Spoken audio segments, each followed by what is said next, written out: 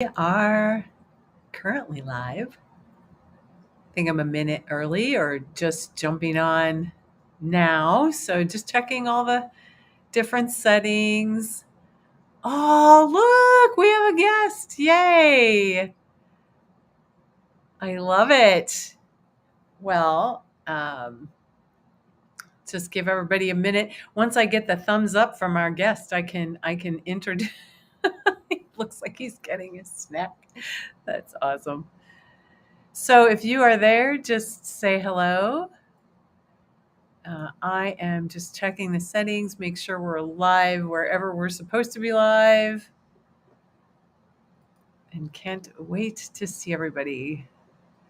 Here we are here. We are there. One down. It always pays to check the technology, especially when you're doing this kind of energy work, because every now and then it goes horribly, horribly wrong. So we just double check our settings and we're all good. Hello, Janet. Welcome. Hi, Kim. Welcome. So hello to my guest. When you're ready, give me a thumbs up because my phone is off. Hello, Richard. Hope you are well. Sound and picture are good. Oh, that's good. Thank you for letting me know because I've got the AC on. I face west in Happy Friday, Tammy. I face west in my apartment and it gets really hot in here and it's hot outside and the sun just comes out. I have all the blinds shut only because, and I've got a lamp coming out of my head. Um, good heavens. Um, it's just, you get to be a certain age, and suddenly we don't want so much light flooding in to our faces. That's all I'm going to say about that. But welcome, everyone. If you are all there, especially if anybody's on Facebook, say hello. I'm not seeing any of the Facebook. Let's see. I hope that's live because otherwise, don't know how to fix it. Otherwise, pop on over to YouTube, my folks on Facebook. So, because I know my mom said she was going to watch because that's what moms do. They support their kids. You have an industrial swamp. Tammy says she's got an industrial swamp cooler. I don't. I have a little square AC unit in the sleeve of like the wall. It goes to the outside. Uh, oh, you are so sweet. You are so sweet, Richard. Thank you. Richard said, "I'm too young to worry about flattering lighting." That's so sweet and very, very kind and very, very okay. I'll get over it. It's fine. It's just when it is too bright in here, it's crazy. So I actually do have a guest who's going to hang with me today to do what I really feel like is a very important show this week. Um, we're talking about lots of things that some need to be spoken about, some are in the news, currently and are causing a lot of controversy. And so, yes, once again, last week I went on a rant. This week I'm going to be broadening a perspective on some of the little news items of the week. So, but my guest, I'm so thrilled because he had to go over the hill to get to me, and it was a meatloaf sandwich that brought this man to me. So thank you for giving my friend a meatloaf sandwich. We can all use a meatloaf sandwich, right? Anyway, oh, wait. Oh, is my mom on yet? Okay, I don't know. Anyway, so put your hands together. I don't have any sound effects like he does on his fancy schmancy channel, but put your hands together for the amazing, the incomparable Michael Arrington, aka Esther Goldberg, aka Paul Lind, and all the things. So everybody say hi to Hey, Michael. hey, hey, Welcome. hey, Debbie. Oh I my God. Can you I hear me? I can, but I might have to. It sounds good on this side. You what? It sounds great on this side. Okay, good. I hear you perfectly. I just am not used to I'm used to having the big microphone and adjusting. So we're using the Logic Pro microphone. So I Oh, don't have that. I don't have the Shure A400 making me sound even yeah. more professional. Well, but you're looking. Well, I'm so glad that you could join me because the particular conversation that we're going to have, I think, is super important, and I think that you will add some beautiful things to it. So, I can't chat, but tell everybody you are you on YouTube? Oh, right. I'm You'd your have to guest. chat from your phone or your Yeah. because you're on. Oh, anyway, hi everybody. That's it. Hi, Richard and Kim and Tammy, Janet, and everybody said hi. So, and Yeah. yes, there we are. There it is. Everybody's starting to say hi. So, well, okay. So we can begin because and Yes, by the way, you look amazing. LA's been super good to you. I've really. never seen your energy look this good. And over here is the little fart sleeping. Oh, I have to. Campers. Can you Oh, see hi him? Chambers. How's he doing? He's awesome. He's doing well. I have him on antibiotics right now because of his cough. He's had like this upper respiratory thing going on. And my friend had brought me back antibiotics, amoxicillin from Tijuana and from Mexico. So I've been giving him the antibiotics because it's much cheaper than going to the vet. And Right. True. and he seems to be doing good. But yeah, I just got pet insurance.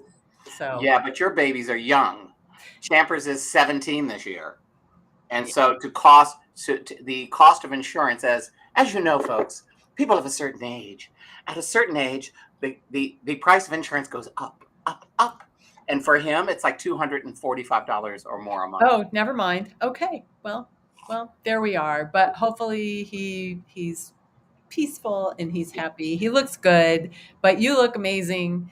And so I just wanted to share that. So, good morning, good afternoon, good evening, wherever you are around the world. Happy end of your week or Saturday, beginning of your weekend, and welcome to TGIF for the Curious and Enlightened end of the week wrap up. So, I am your host, Debbie Tatel from Spirit Light Insight. I am a clairvoyant, a healer, a guide. I teach classes, all the things. So, how is everyone doing? Is anybody planning a summer vacation? You can drop that in the chat. Well, I know Michael, you're getting ready to move, hopefully. Which we found out today that they finished the windows on the second floor and are doing I'm on the first floor and doing the second floor from what I just saw. So that's good, you Wow. know. Well, now we know what you're doing this summer. We're getting ready here.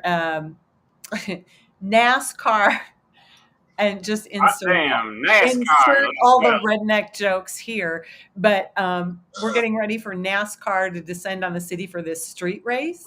Oh no. So they are closing like all these streets of downtown and they're Is it building NASCAR or Formula One? NASCAR. All those toothless rednecks. So when the wind blows there, it'll sound like wind chimes in Chicago because there's no It, teeth in them. I don't know what it, watch my channel. Okay, sorry. Neutral, nice. No, Sorry, anyway, sorry. I know I said insert. I did. I said insert. You know, redneck jokes here, but yeah. So NASCAR's here, but it's really creating. The way I mean they've been setting up now forever and resurfacing streets and things like that because they can't just race on our potholed streets. They'll like all go flying in the air and all over the place. So I guess in celebration of NASCAR coming, and this is kind of crazy, but apparently in celebration of um, the boys, well, maybe the girls too, but I'm going to go out on a limb here, are actually every night, if I have my windows open, it sounds like drag racing right outside my window. And there's like street takeovers, motorcycle street Is that takeovers, because of car. NASCAR? I don't know. I think they're all like, I mean, it's become a huge thing. The street takeovers. yeah, and it's really annoying. The bombs are going off already here, and everybody around me thinks it's guns, which it could be guns, but it's Right. not. It's I don't even know. These are not even M80s. I don't even know what the heck they are. But um, this is what happens. So back to kind of the energy thing. This is part of our energy wrap up. Is what happens when people are resistant to the status quo and they decide as groups to just take over. It's like a bunch of teenagers flexing their muscles, Right. right? And like being obnoxious. Like if anybody has a teenager out there, I'm sure you know what I'm talking about, where Yes. they just will go against anything. But these are grown people, which makes it worse. Ah. So Yeah. Well, yeah. It's what's happening, and people are getting hurt with people the. are getting hurt, and somebody's gonna. I mean, I wait for the crash. When I hear these guys, like that is not a street that's clear. So I don't understand I how think a they're lot of it. doing. I think what happens is they happen because of social media, and they go, "We're starting this here." Boom, and everybody shows up that are tuned into the street takeovers, and that's why they're able to do it so quickly, and then to get out. Are they doing it now? So anybody that's here, are they doing this, Richard? Are they doing this in Canada too? Are you Wow, having these street takeovers in Canada? I know there was a truck takeover at some point for COVID, but a truck takeover. I missed that one. yeah, they did a thing during COVID where they anyway took over the streets. But the other thing that's happening kind of energetically as part of our wrap up, and I'm going to flip back and forth to the wrap up. So welcome everybody as you're coming on. Say hello. But it's hang on. Let me see here. Okay. I'm just double checking because I'm not hearing from anybody from Facebook right now. Is it? Let me go check and see. Hold on. Let me go over to Facebook for you. Yep. Thank you. Is it on your Debbie Tatel page? No, it's on Spirit Light Insight page. Ah, I checked it. It looks live. hold on. You need to also add it to your I did. I added YouTube. page. Facebook Okay, doesn't like it when you stream on two, on your personal and your page. they're idiots. Okay, it says okay, weird. Okay, yeah, it says video, so it's showing it. It's showing it. Okay. All right. Well, we'll see then. Some of you folks, need to say There's hello. two people, Connie and Vivian Tatel and That's Connie. Mama. Okay, That's Mama. Hi, Mama. Vivian, hi Vivian from Esther Goldberg, and then Connie Hartley, and uh, and that's only two people over there. Okay. But Well, it's that's okay. weird We have. because it's not like I go to your page. I'm getting a call from J.P. Morgan Chase. I have no idea what that's about, but I just hung up on them. But the thing that's interesting, Deb, is there's your okay. Let me get rid of it. So I just got rid of it. So that's your page, right? Okay, there it is. All right, so it is there. So Yeah, it's on there as long as I was just double checking. And Angela from the other side of the world is here. But Richard, Angela from New Zealand. yes, Angela from New Zealand is here. Good eye, Angela. How are you? Good eye.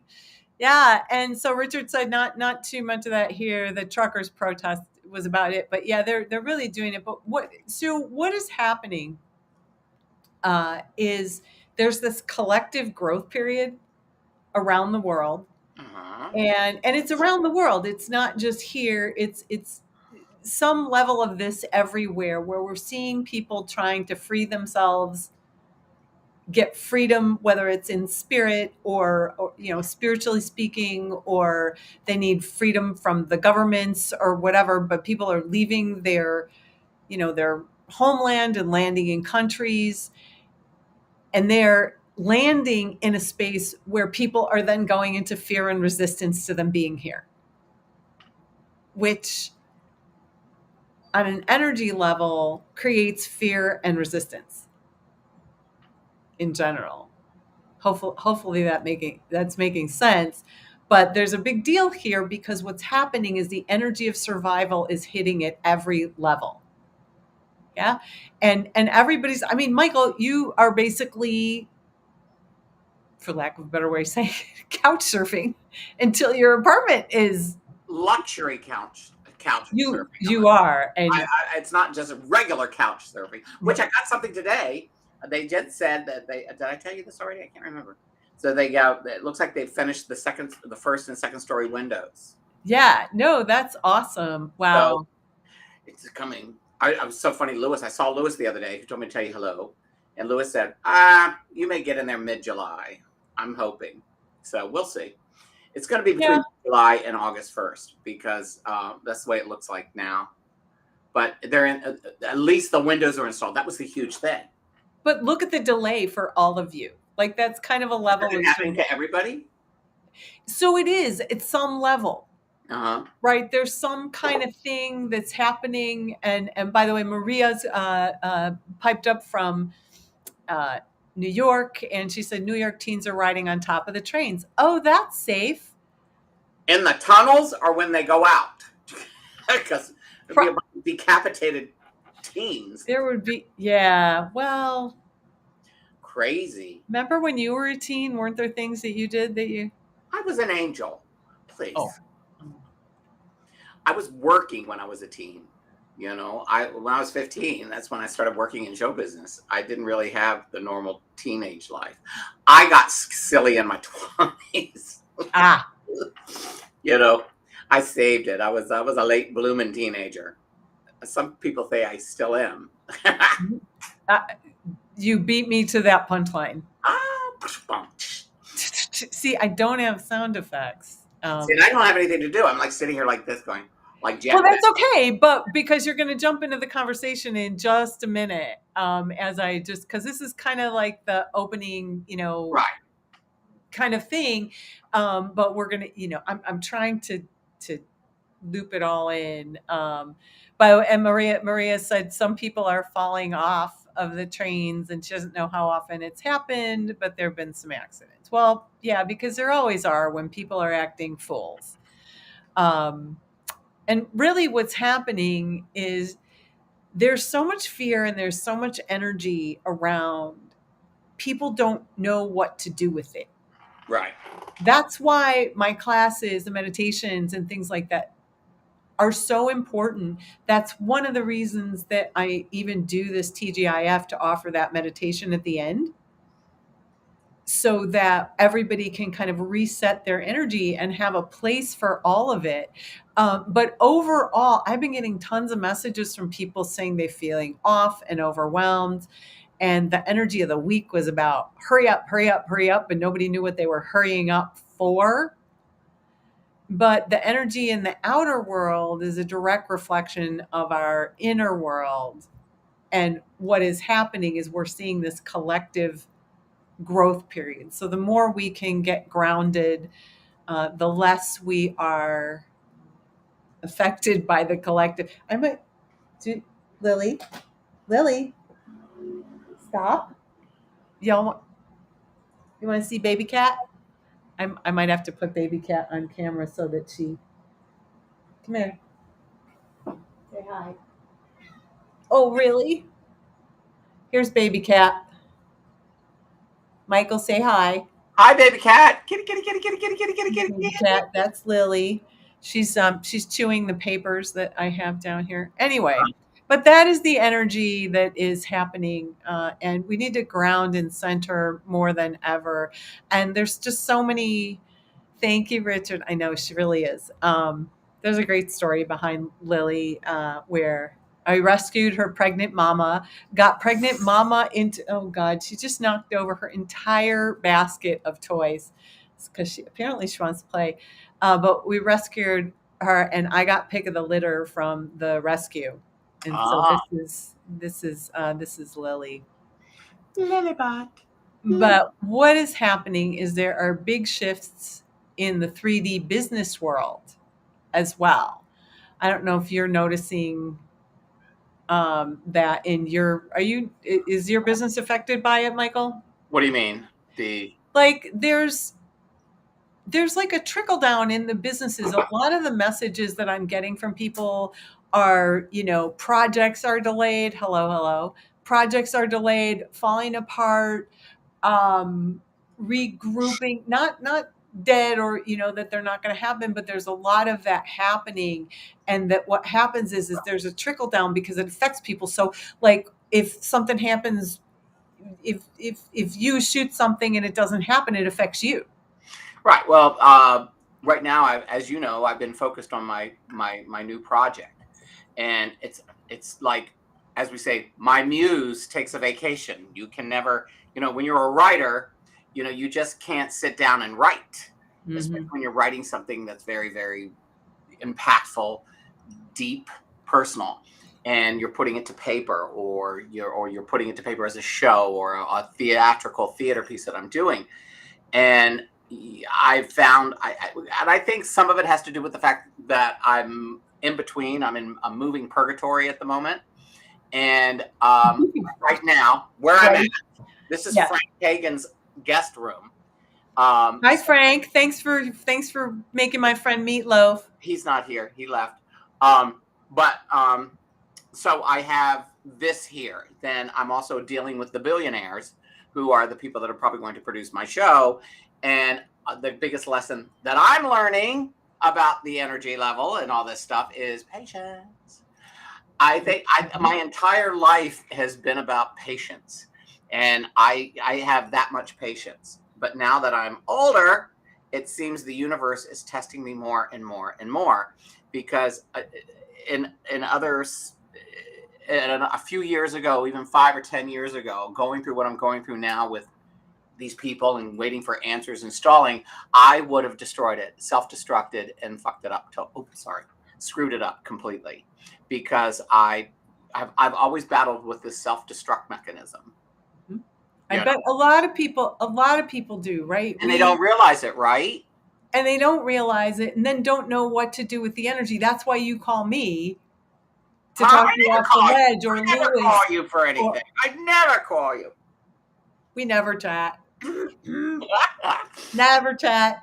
You No, but know, it, but what I'm saying, you're asking about but yeah, business, matzo balls on a whole, everything is just yeah, slow right. everything's on hold, but it's like that. It's actually broader. And here's the thing is everything is energy, and therefore there's a consciousness in these businesses, in government, in entities. If you can think of them like a consciousness and then look at the energy instead of getting caught up in the day to day, Right.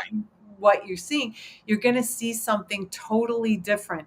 And isn't it a funny thing that businesses are called entities, and what do we call spirits? Entities. Entities.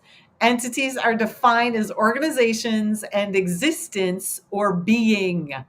Right. So, how's that for some food for thought for the day? Is how to look differently at the world Right. No, it's true. itself. If And we look at everything and we are aware that everything is energy and everything is consciousness, we're right. going to see a little bit of a different thing. What happens is we get so caught up that we add to this energy that we don't like and that we're in resistance to anyway. Right. So that is all going to be part of the weekly wrap up. And I'm going to be answering the question, how do I know it's my spirit guide speaking?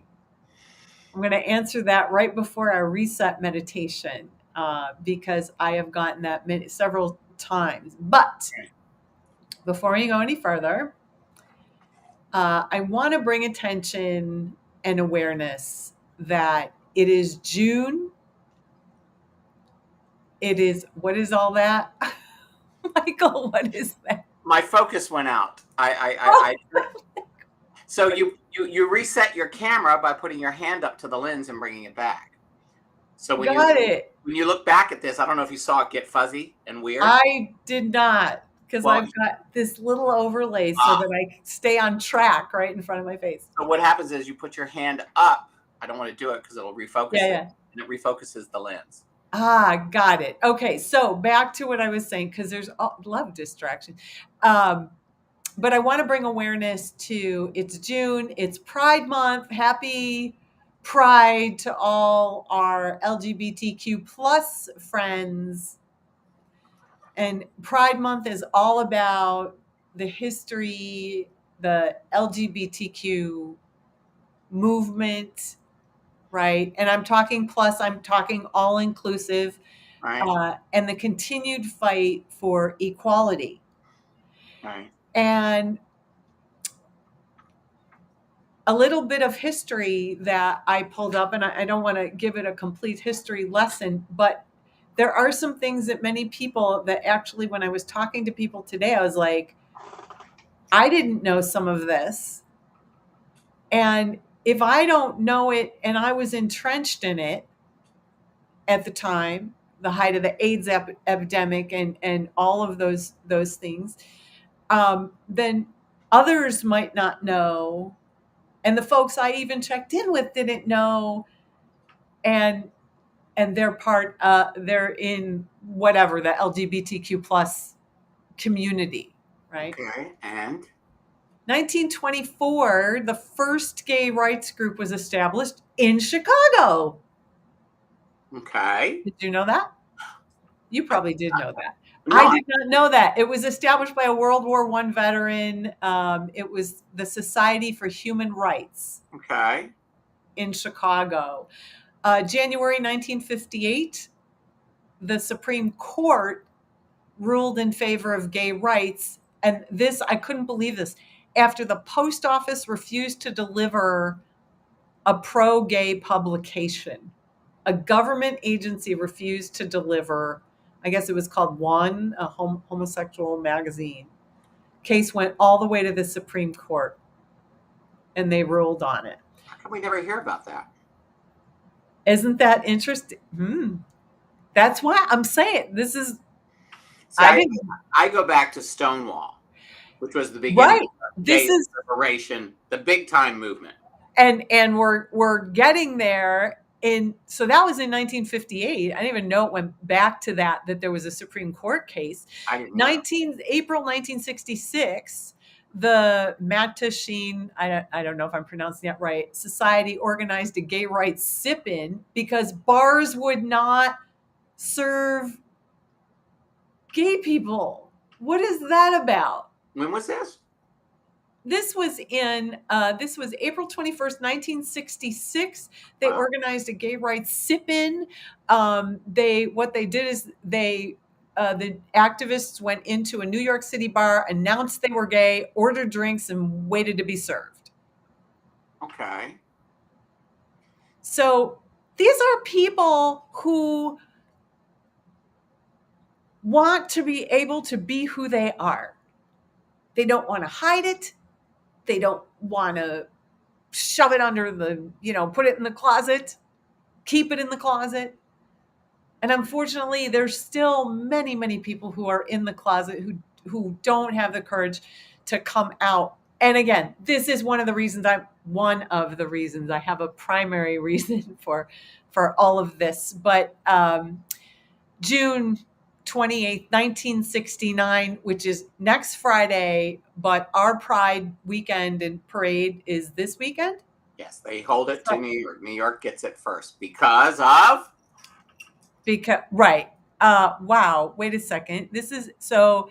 Richard says I'm gay and was born 1 week after Stonewall, in the crazy energy of summer of '69. The summer of love. Summer of love. So not June 28th, 1969, the Stonewall riots sparked the beginning of the LGBT movement. At that time, it was LGBT.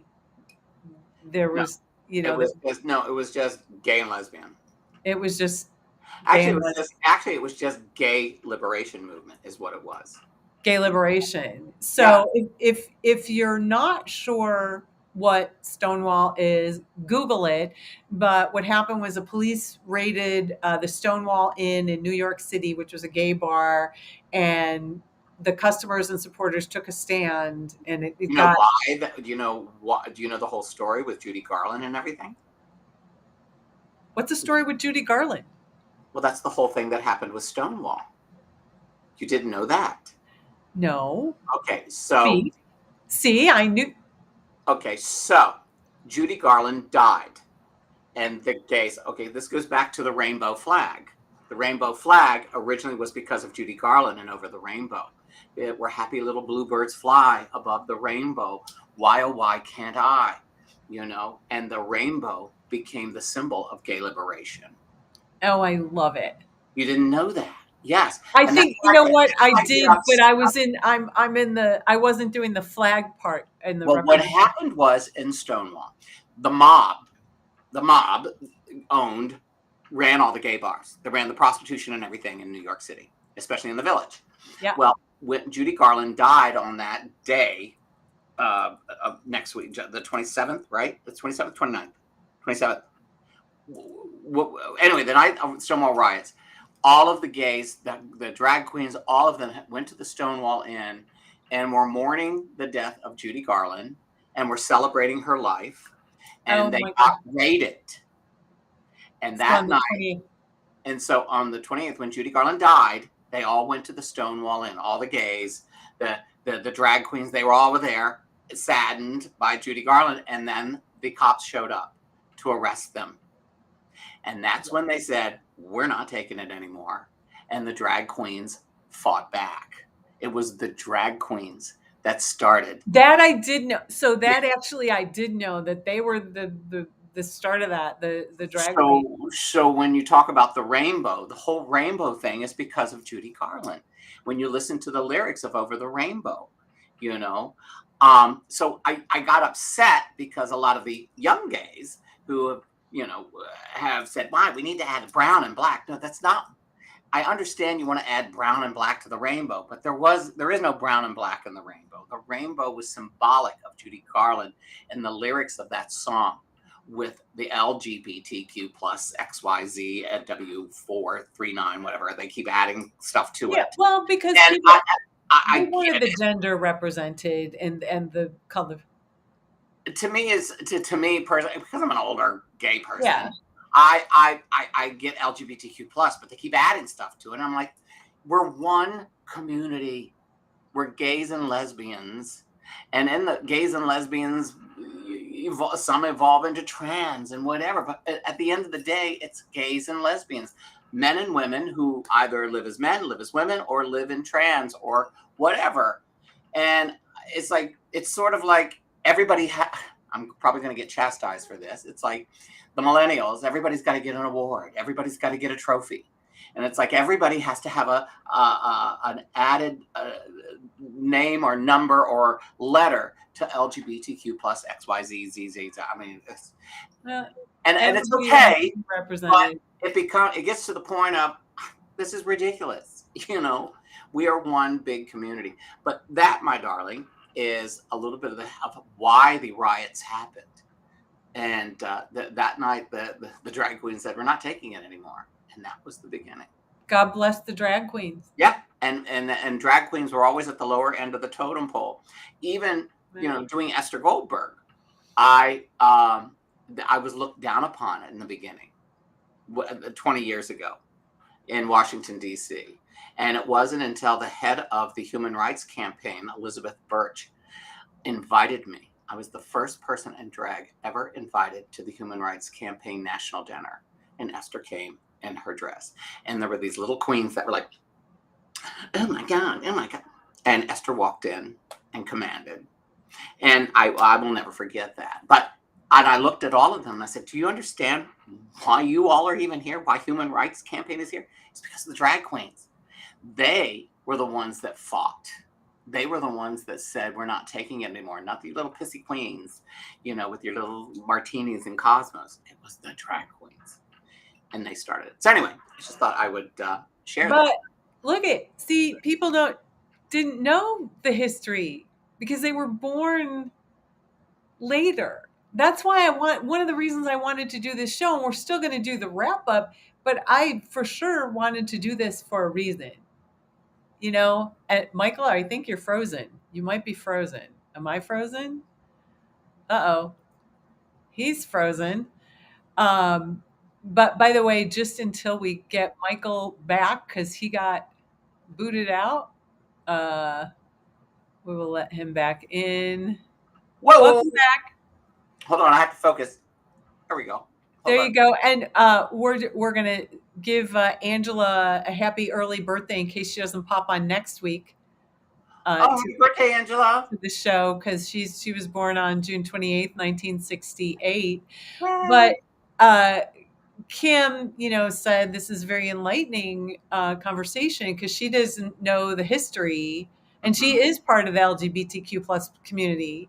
Right. So it's so important that we recognize all this, because this is how late it was. Like in 1966, by the way, 1973, homosexuality is no longer declared a mental illness.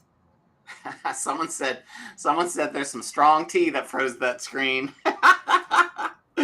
um, but I can't believe, like, who would think, like, who, I don't know. I don't even, I can't even fathom that someone would think that sexual preference or someone loving someone of the same sex, like, I can't love is even fathom. love. Love is love, and who can, like, it's not about your dang genitals. No, It's it's about your love is it's love about is your love. heart. It has nothing to do. Yes, we have our identity and we want to have an identity. Right. Um, but so this is where I'm going with this. And I do want to say, because April 2000, Vermont legalized marriage. Mhm. I am a cisgender woman who cried the entire day over this because I was so happy that it finally happened. I have so many friends that went and got married, and In Vermont. uh, no, just after that, as it was Oh, passed, it was passed with the and Supreme Court. people got married that I had known that were together for years, like years and years and years. Mm. So, why am I even bringing this up? Yes, this is, what I do. This is all about spirit. This is all about awareness. Right. And And so why is this little cisgender, by the way, for all of you folks that don't know what cis, and it's CIS, cisgender is a term that means that you are what the gender you are now is the same as when you were born. mm, It's what the doctors said you were. It's not transgender, what they consider transgender, where you might be in a female body but you're living the male. So that's where we're getting all the different pronouns and everything. right. But I bring this up, and I'm hoping I'm not going to cry. So Kim, bear with me here, Kim. I bring this up as a passionate ally and to honor and remember. I am going to cry. Dang it! I had it all together. One of my best friends, David Ellingsworth. I've been thinking about David a lot lately. So, hey, David, I see you. Your favorite saying. Okay, so one of David's favorite sayings, don't ask me why, was what you douching? And so he would walk around and go, what you douching, everybody? He was like one of the happiest people that I know. David Ellingsworth, my best friend, transitioned on Thursday, October 13th, 1994, at 30 years old. Oh. He died from complications from AIDS in the height of the AIDS epidemic. His So I say transitioned because when he, oh my God, I didn't think I was going to cry. I honestly, I had it all together. I say transition because when he released his body, he transitioned into spirit form. So thank you for indulging me. And if you have, oh, he was 29. I pulled up the obituary. They lied. So, so wait a second. If he was 29, so he's gone 29 years at 29. He's what, 58? He would be 58 today? Yeah. Well, no, he would be. I didn't even do them. Yes, yes. So, and so Kim, I don't know why you get. I don't know why you got booted out just then. I'm not doing nothing. It just says That's weird. somebody's, because I'm at Frank's and he has really good internet.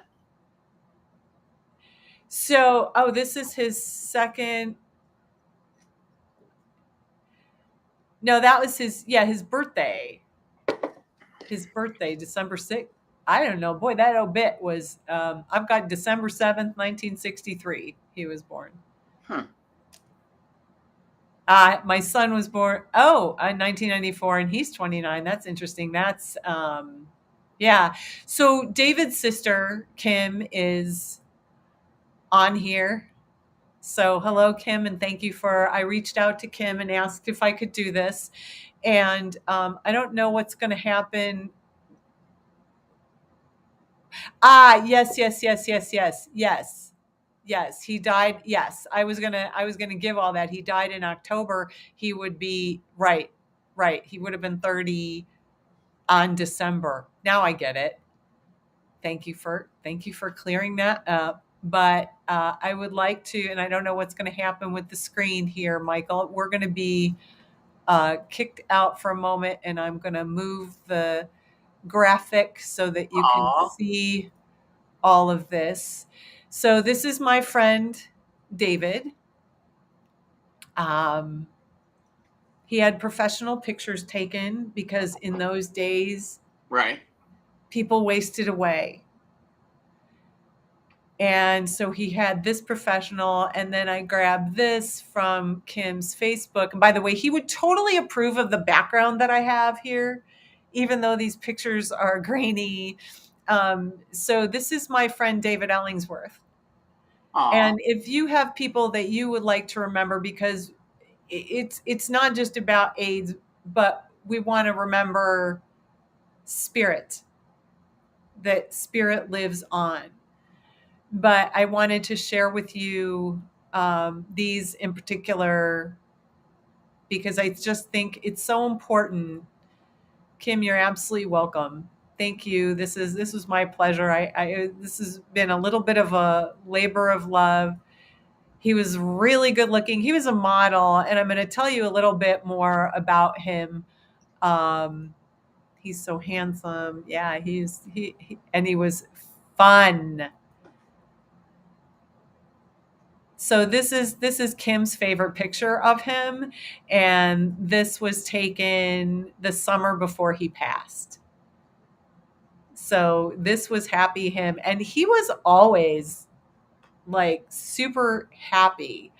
Um, But what I would like to see is really post in the comments if you want your loved one kind of mentioned, because I'll mention people, but cis, LGBTQ plus, straight, gay, I don't even care. Spirit has no gender or body.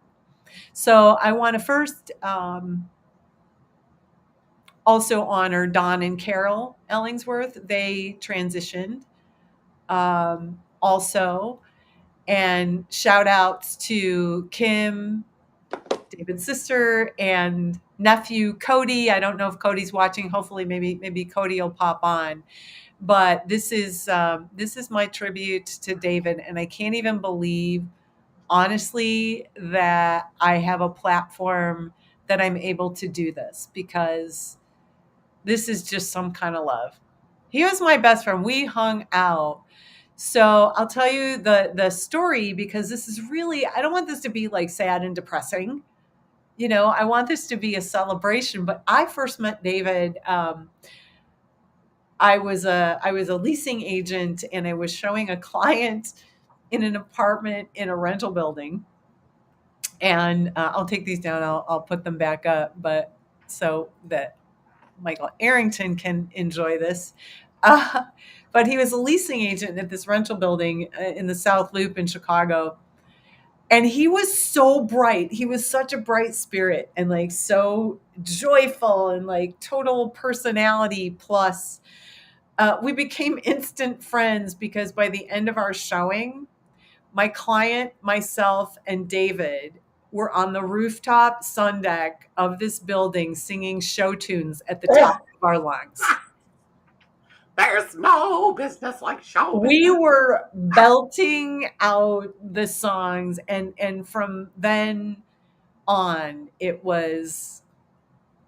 honest to God, it was a fast friendship. We hung out all the time. We hung out on the phone. We partied. There might have been a little bit of drugs involved, but who cares? It was the It 80s. was the It 80s. was Yes, the it 80s. was absolutely the 80s. He had a beautiful voice. He was trained in opera. I'm going to actually read his full obituary, because I want really to memorialize this man, 29 years later, because it's amazing. I honest to God, I remember getting the call when he was diagnosed, and I just remember it's just silence on the phone. In those days, for those of you who don't know, AIDS was a death sentence. It was there. In fact, it wasn't until I think right before he passed, or shortly before, that they even came out with a cocktail. They were treating things one at a AZT. time. Was Yes, AZT, and then from AZT they created the cocktail. And they created the exactly. And I mean, we need to know that in those early days, like, people were in a panic in those days. And so I remember just this dead silence, and then just crying. And like both of us crying, but not even talking, but we were both aware. And at the time, he was too sick to do the trial. mm, So they were doing one thing at a time. People were in such a panic that even his friends exited stage left. yep, And he had plenty of them. You know who stuck by him? The drag queens. that's like And he did it. He put on a show to fundraise, because his medical was so expensive, and he did a fundraiser in Iowa called Silicone and Song, where he had a bunch of drag queens come in, and he put together a show. But the panic was so bad. I just remember I was doing energy work at the time, and I had just learned how to give healings. And David, eventually, he had to move back to Iowa, back with his parents, and like sort of sign over everything to his parents, because um wait, Kim, and me what? And me what? I said friends exited stage left. Not me. I hung out. But tell me what the and you is. But what she was saying was, you said the people that stood by him were the drag queens, and Kim said, oh, and me. Oh, yes. Yeah. Oh, I was not leaving. And after he moved back into Iowa, he had gotten really sick. His T cells were something. I swear they were like, I think he said they were between 18 and 22, which is like Walking Dead. And he came into Chicago, and I gave him several energy healings. And I remember he went back and he called me. He called me up after he got home, and he's like, "This is amazing. My T cells went up to like 38, and the doctors don't know why." And it was just a beautiful thing. But I remember that. And by the way, I've never told this story, let alone in a public forum. David stayed with me when he came to Chicago to visit, to quote unquote say goodbye to all his friends. And we were sitting here one day and he burst into tears and he said, "The thing that hurts me the most is nobody will touch me. The doctors won't touch me. Friends are gone." That's how it was in those days because they didn't know. And he was so sick that like there was no way I was letting him sleep on the couch. I had him sleep in the bed, and there was also no way I was not sleeping in that bed with him. And I held him all night long, despite they were thinking, no, you can't touch them. You're gonna get if they sweat, if you get scratched or something. And I just will never I will never forget that time that he slept here, and it was really something. And it was so bad that after he transitioned, he couldn't even be buried in the main area of the cemetery Yeah. because the disease might seep into the groundwater.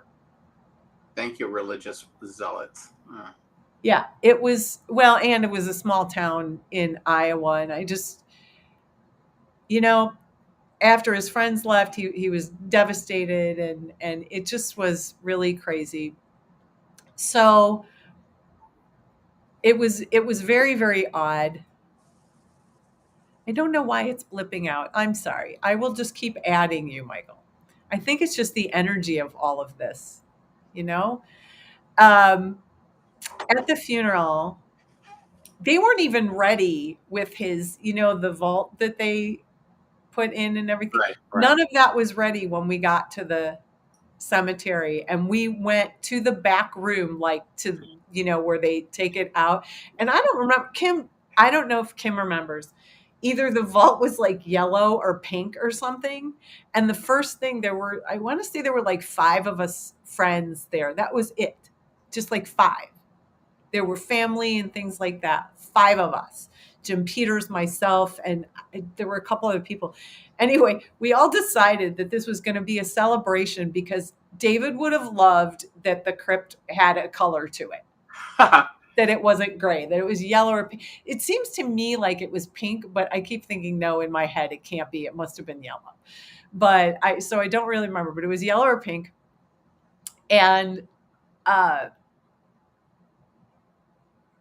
God bless his mom, Carol, for allowing this. But this is how you celebrate someone who's lived a beautiful, happy life, regardless of what happens. We celebrated at the graveside after the funeral. Was kind of done. His mom, Carol, stayed. She stood off to the side. We had a Polaroid camera. We took crazy kooky pictures hanging over the coffin all around the space. We sang show tunes. Hmm. We all the pictures and everything, and just dancing around. And after we took the Polaroids, we all stood around the whole grave, like the five of us. And so this is Kim's. Yeah, Kim says it was wonderful. Wait a minute. I remember taking a picture and throwing it in. So, but here's the amazing thing. Yeah, we were all just taking pictures, and we didn't, so we all stood around, and we just all at once screamed, "What you douching, David?" and flung these Polaroids right into there, as if, maybe he'd have some company, you know. And Kim remembers all this. But here's the funny thing: no matter where we were standing, all around the space, every single one of the pictures landed picture side down on top of where the head would be. Wow. So the person who threw it at his feet, and landed up at the head. It was incredible. And then all that we knew was that we needed to celebrate this spirit, right? And we knew he was there because I remember there was like this lone butterfly just circling around, and that's one of kind of my totems. And then his mom saw a deer running across the cemetery, and that she always considered a deer a sign of spirit, Mm-hmm. and that was like her sign. So I'm not saying any of this to depress anybody. No, it's not depressing at all. Good, It's because joyful. It's rejoicing. it's more about remembering a life of a beautiful, joyful Exactly. spirit. The only thing that dies is the body, the physical body. We return to spirit. But every year during Pride Month, I do something to keep David's name alive and celebrate his spirit, bar none, for all these years. And I don't know, I've never actually even had this conversation with Kim. So I'm just so happy Kim's here to pipe up. Whoop, Lily's like gone crazy in the back, but yeah, she said there's red foxes there. David lived loud and proud. He spoke up, he spoke out, and he advocated. And I hope this gives you pause to do the same, because wait till I tell you what this man did. And by the way, thank you, Michael Arrington, for being here, because you didn't get this whole story when we were talking. You got a little bit of it. But David Ellingsworth was a 1982 graduate of Durant High School. He attended the University of Iowa, where he was an opera performance major. He lived for 5 years in Chicago. He did real estate, and he was named Leasing Director of the Year in 1990. He was active in the Quad City Music Guild and Chordbusters Barbershop Quartet. I did not know that about him. He was a member of the board of Eye Care and the Johnson County AIDS Coalition. 1993, he was selected as Eye Care Volunteer of the Year. He was a member of Iowa Community AIDS Partnership, the National Alliance for State and Territorial AIDS Directors, the statewide task force. You would think he would like, could he breathe? National Association of People with AIDS, the Southeast Iowa AIDS Consortium. He was a believer in AIDS education and spoke to groups of all ages. Here's the gig. He spoke and he testified before the Senate subcommittee. So he testified before Congress to get full funding of the Ryan White CARE Act and Wow. research funds for National Institute for Health and Center for Disease Control. Now, the Ryan White Act has expired, but it had been extended. Um, Thank you, Elton John.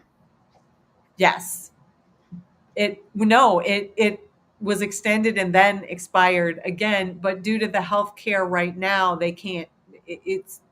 It's different than it was in those days. Well, I was just saying thank you, Elton John, for the entire Ryan White. Oh, yes, absolutely, for all of that, because this is what people don't know. This is what people don't know about the history and how far it's come and how far it still needs to go.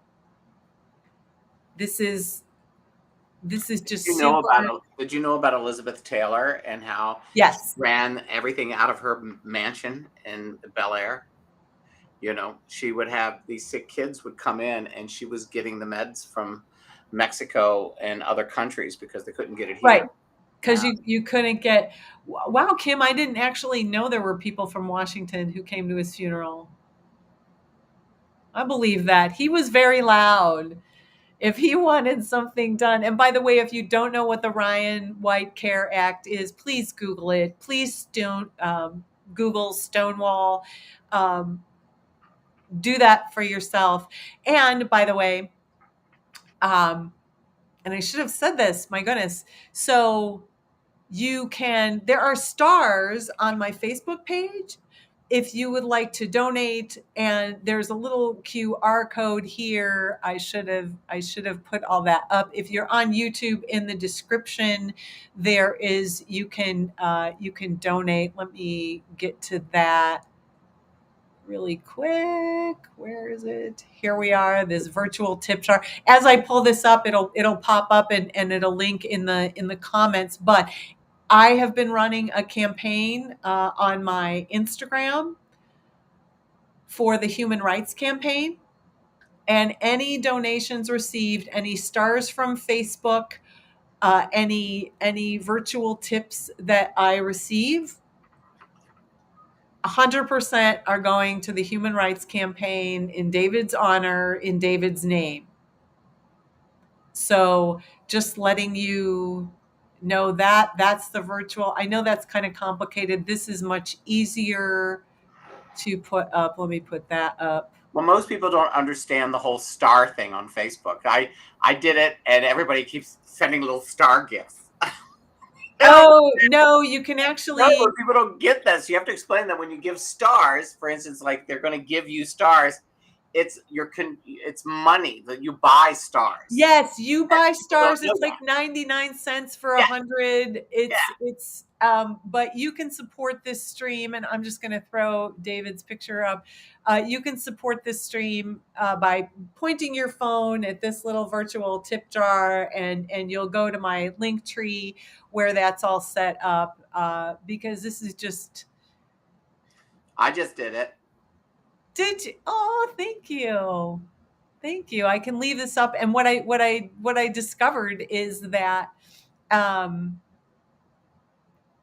that it actually creates a link in the chat when I put this up, this QR code. So I'm very excited to know that. So you can go to the link, you can look below in the description to support the stream. But anything that comes in today is going directly to the Human Rights Campaign. So, and wow, we have gone an hour. So let me do my station identification. It's Debbie Tatel from Spirit Light Insight. I am here today with Michael Arrington, who is being very patient and gracious I side. just used the QR code, and I Thank just made a you. contribution, and it was so easy. Bing, bam, and boom. Done. So yeah, all you do is you put your little phone on here and your camera and point it, and it'll redirect you to the tip. And the tipping was really easy, right? When you got there, Yeah, you just go click. I mean, it's so yeah, easy. I click, just did it while we were sitting here. I went click, click, click, click, and it's done. fabulously, because I just keep yapping. What happened to that quiet girl who didn't know how to do this and got nervous and just gave you all the glory? I don't know. She's gone. What? I said, what happened to the little girl who's like, Michael, I don't know what to say. I have nothing to say. What's happening? See, you did it.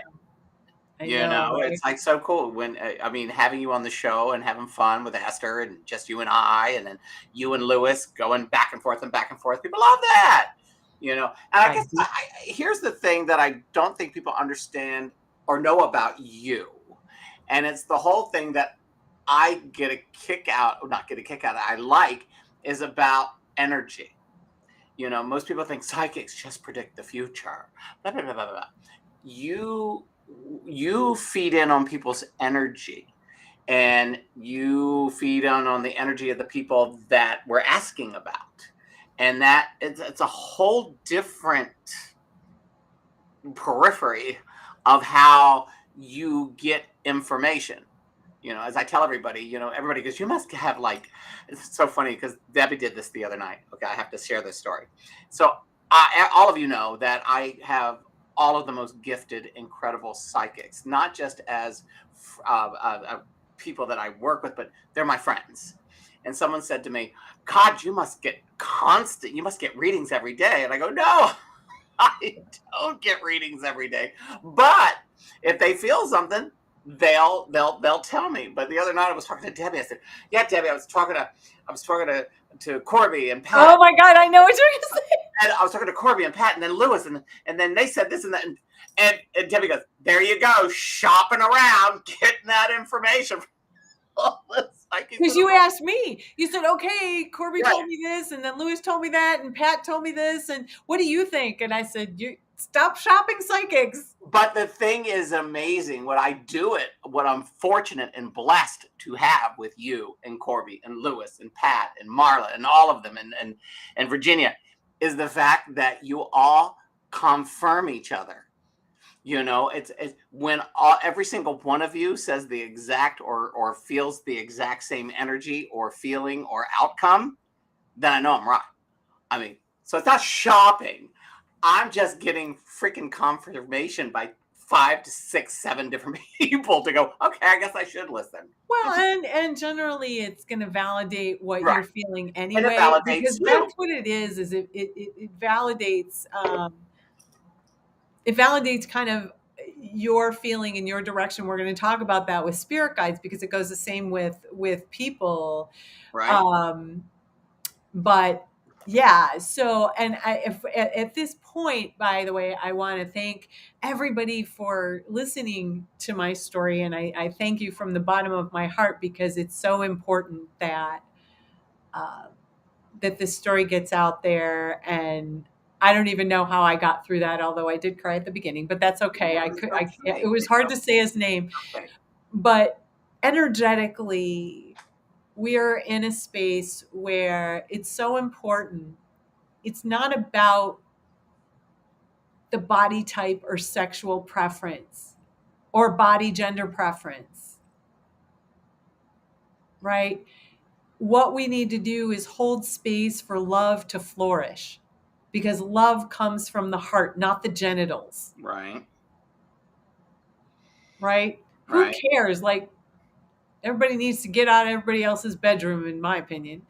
Um, but pride, so love comes from the heart. Pride is living and loving life from the heart and being who you are and loving who you want to love in every capacity and way, and however you do, however you want to do. Yeah, Maria is agreeing with me. That's true because it is true. So, in honor of my friend, my love, David Ellingsworth, and I'll put up my. I actually, so I want to put this up because also, that little QR code. If you look, whoops, I did it again. It's got to be that way. So if you look above Michael's head there somewhere, there's a QR code that also goes to the tip. Um, Oh yeah, right by my head, right? yeah, I put the banner up. But in the name of David Ellingsworth, honoring his sister Kim, yes, we are all humans no matter what, and that's the deal. And let's see. Oh, we've got said beautifully. Thank you. It needs to be said. Let's see here. And wow, Richard, it feels like the promises of Stonewall are finally coming to fulfillment. Yeah. Yeah. So for Carol and Don and David, Kim and Cody, and anyone else who's lost a loved one to AIDS or heart disease or anything for that matter. Yeah. We honor you. We keep your name alive, even if your body's not here to enjoy it with us. So happy Pride to my LGBTQ plus friends. Live life loud and proud, and I will stick by you no matter what. And that's it. Like, that was a lot, and I appreciate you hanging. I've got more. David's spirit, I could tell you, is alive and well and laughing his ass off just as he lived. Carol's been here with me. Oh my God, his mom was amazing. His mom was so incredible, Carol. And so she's been here kind of in my head. So I can Oh, this is so nice. This is so nice. Oh, So, David, I can hear you joyfully singing on the other side. We honor all of you. Special thanks to Kim for permission to honor David. Love you so much. We're going to honor some folks here. Angela, Mr. Dad Kevin, here's honors and love to Kevin. And yeah, I bet you do. Your mom, Carol Ellingsworth, force of nature. Please, she was a force of nature. And she's Kim, I don't know if you know that she used to get readings from me. She had like free readings for life from me. So I don't know if you knew that. I We worked together for a while before she passed. So much love to you, and I hope you stick around because now we're getting into the whole weekly wrap up. Kim saying, "Yep, she was a force of nature. Yep, she's agreeing with me." So yes, so back to our weekly wrap up, back to our okay. regularly scheduled. Because I'm going to have to leave in a few minutes. Okay, So it's just to let you know how much longer I know it's okay. I know. Um, Well, I don't know how long because I've got a couple things to say. We're going to talk about. Yeah, we have a bunch to talk about. So do you want to exit stage left now? I'm going to exit stage left. Right? Left because Left. it's reversed. But I just want to say thank you. It was a wonderful show, and I'm glad you let me add a few of the details of the whole Stonewall That's situation. why I wanted you here actually because I knew you'd fill And in to some your blanks. friend David, oh, my heart hurts you. Sorry. It was. I lived through all of that, and I lost so many friends. You know, 1 month I lost 50 people that I knew. Oh my gosh. And there would be people I would see on Monday, and they would be dead by Saturday. And so, you know, what you did today was good. So, anyway, I Thank held you. it until the end. You did. You did. I Yeah. wasn't sure how you do. And I Ah, so appreciate that you were here because I really, well, I had told you when I had this idea that I wanted you here. So I'm glad that you could make it and say thank you, Frank, for the meatloaf so that you got here. I'll let him know about the meatloaf. I love you, Debbie Tatel. And Love you too. to everybody, give stars, people. Yeah, give stars if you're on Facebook or, hit that little QR code and donate to the Human Rights Campaign. Bye for now, Michael. We'll talk later. Yes, we I'm will. going to take Love care you. of you. Love you Bye. guys. Bye bye. So we are now here, just me. So I hope you all stick around for a regular weekly wrap up because we're still going to do the reset meditation. And that's going to include part of that meditation is going to include how to say hello to spirit who has transitioned, spirit who has crossed over. So I hope you stick around because so for the weekly wrap up, we had some news, didn't we? Wait, let's see. Hang on, I gotta turn that off. Um, yeah, so we had some energy this week. Let's see, it was a summer solstice, right? On the 21st. It's the 23rd. That seems like 100 years ago. In fact, I have a meditation, a solstice meditation on my YouTube posted under the videos. So that might be something if you want a meditation that you can look for if you are interested in a reading because I didn't even say this, I was so engrossed in that. But if you're interested in a reading, I have one opening tomorrow, and then I do have a couple of openings next week. Visit my website at spiritlightinsight.com. It's very easy, spiritlightinsight.com, and check out the schedule if you really want to look at it. Let's see. I can set up this, add to list. Hang on, I'm setting up some stuff. Yay, there we go. So we have another QR code. So if you want to go to booking and see what I have available, readings start at 150, but I'd love to give you a reading. Again, I think that the links will show up in your timeline. I'm asking you to do so many things today. But also I have free resources once you get to my website. If you want some meditations, they're there. We're kind of on summer break from classes, but I will be doing workshops in the very near future. So yeah, that's spiritlightinsight.com. And this QR code up that's up right now will take you directly to my website, or the information, if you're on YouTube, is directly below in the description. So this week was that summer solstice, the celebration of light, the longest day here. I think, so wait a second, Angela, I don't know if you're still here. Are you still here, Angela? If you're still there, Angela, so it's winter solstice by you, so it's a little bit different. My meditation is for the summer solstice, but the energy of that day was like so joyful and full of hope. And I thought it was just me, but people started really. I don't know. There just seemed to be a lot of joy. People taking or giving themselves a collective breath.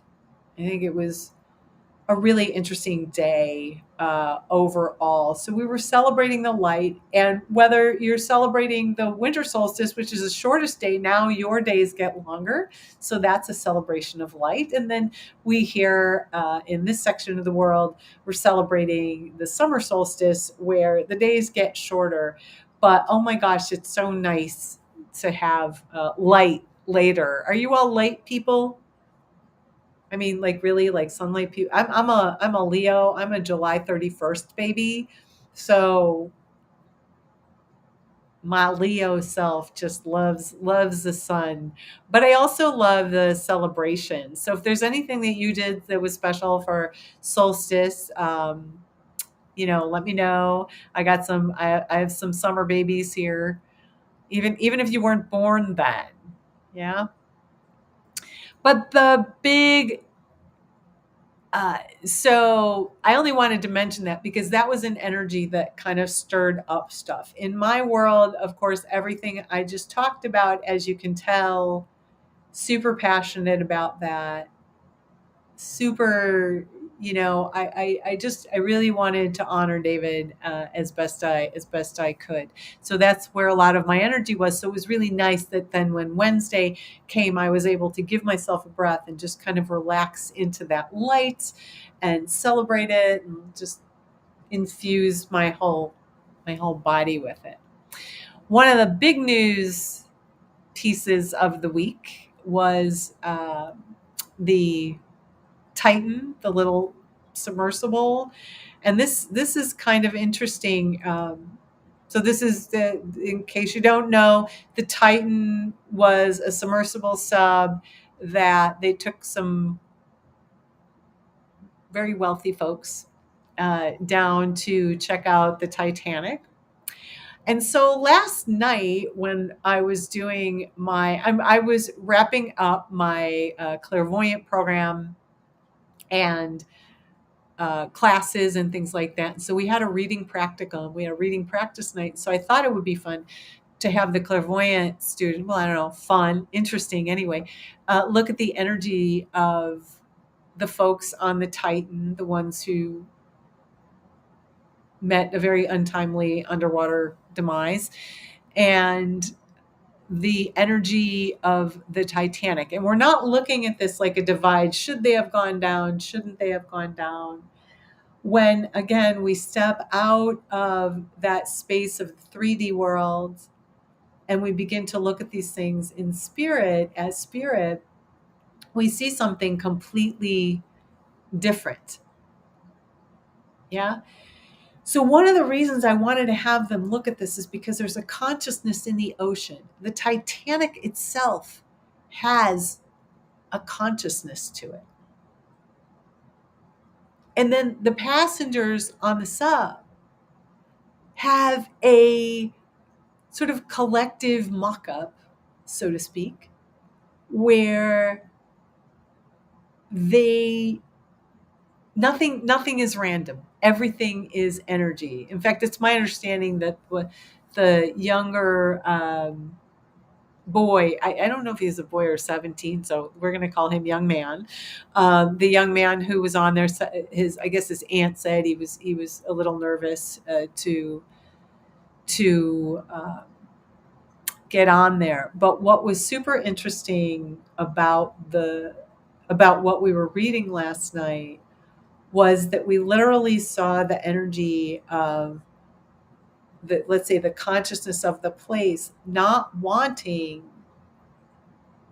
visitors, that research was okay, finding out information was okay, James Cameron was okay with all of what they were doing. It was very respectful. There's something, what did it come up? There's something about let the dead lie when it comes to sort of under the sea. And that was the energy. And for those of you who are into spirit guides and spirit, we saw Poseidon and his consort, and I'm not even going to butcher that goddess's name because it was like Amphrite, something like that. Anyway, they were all there. And that sub, the mock ups of the people on there, and this is where it's really interesting. One of the people that we read, this was their childhood dream.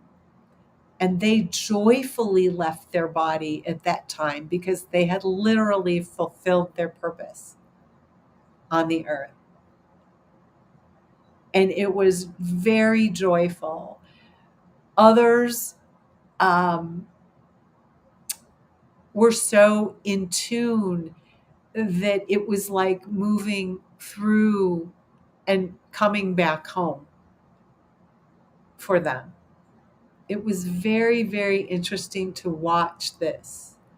So I encourage you all, because you're all sensitive, not to get caught up in, and yes, there's grieving families, and my heart goes out to each and every one of them. This was a horrible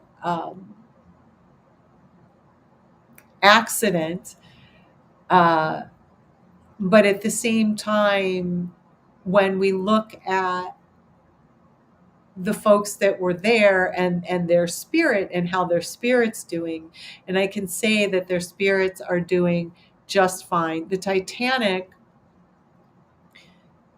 the first thing that came up, I'll tell you exactly, the first thing that came up was that it was like a carnival show. And this is exactly what I'm talking about. Many people felt that the Titanic should be left to rest. And it's amazing. There is a spirit and an aliveness to the Titanic. There's a whole consciousness there. But I'm going to take it one step further because I think that there's something that is happening. We always look to the heavens. We always look for the UFOs. We always are looking for new planets and to go where no man has gone before, and all that. We want to go into space and take steps for mankind and take steps for whatever that we're taking steps. But our oceans are so much more mysterious. We know very little about them. And what I started to see about, it might have been a year ago, maybe a couple years ago, I was looking at the energy in, we do these world healings in one of the groups that I'm in. And I had started to notice that there's actually energy coming from Middle Earth, from the inside the earth, and it's all very active under the ocean. Like we don't even know what's down there because we really can't go down there, can we? And the consciousness and all of this that's coming up is there's a couple of movies that came out that were all water based instead of space based. What was it? Avatar. What is it? War of Water. Avatar. There was, yeah. So there's that, and then the Avatar Way of Water, whatever that is. And there were a couple of Marvel things that came out that were all underwater.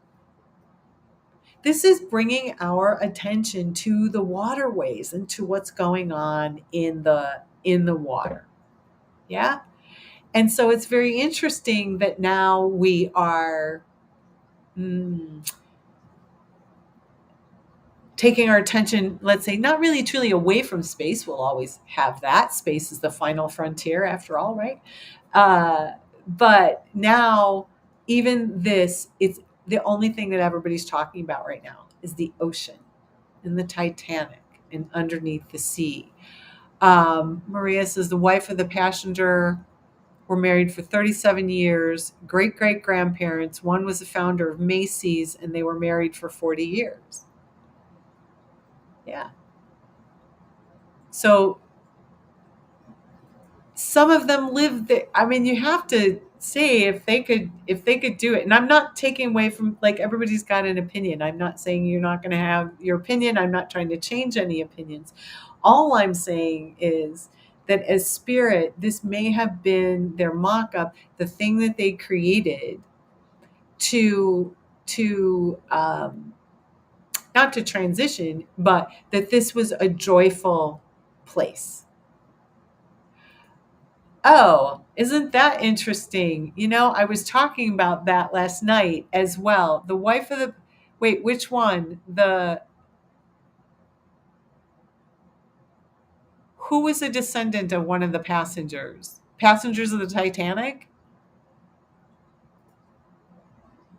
I know. Now I'm having Maria, like, the descendant of one of the passengers. Her great great grandparent.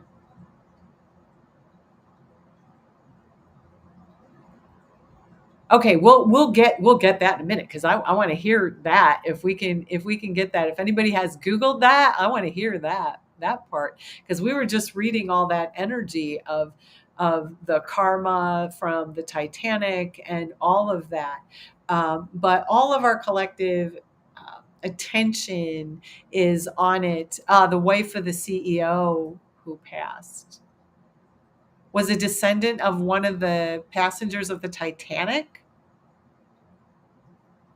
Oh, that would be fascinating. Wow. That's incredible. Who knew? Wow. Sometimes, but the she's the this is great, Maria. Thank you. Great great granddaughter of the couple who passed away on the ship together. Oh my God. Wow. Yeah, and Richard's popping in with that too. Wife was a Titan pilot, Ocean Gate. Yeah, you think there's something there energetically? I'll have to. In fact, actually, I'm going to send that when I send my students the recording of the reading from last night. I'm going to actually share that with them, because it's something that they were reading, and we were all done. Like, we didn't know anything. Yeah, their tone. I figured that's who you were talking about. The one shown in the Titanic movie, who were lying in bed together as the ship went down. Oh, that's incredible. That's incredible. That's how energy works. How about that? Returning to the place. So as you that's just so fascinating. See, we can go down crazy rabbit holes, can't we here? It's great. And you all have sort of the 3D versions, and I have the energy versions, and together we put together this glorious dance of what we're doing here. So next time, just watch, have a look, and see. Don't get caught up in the chitter chatter of, oh, they're billionaires, their money's well spent somewhere else, or whatever. You don't have to get caught up in that energy.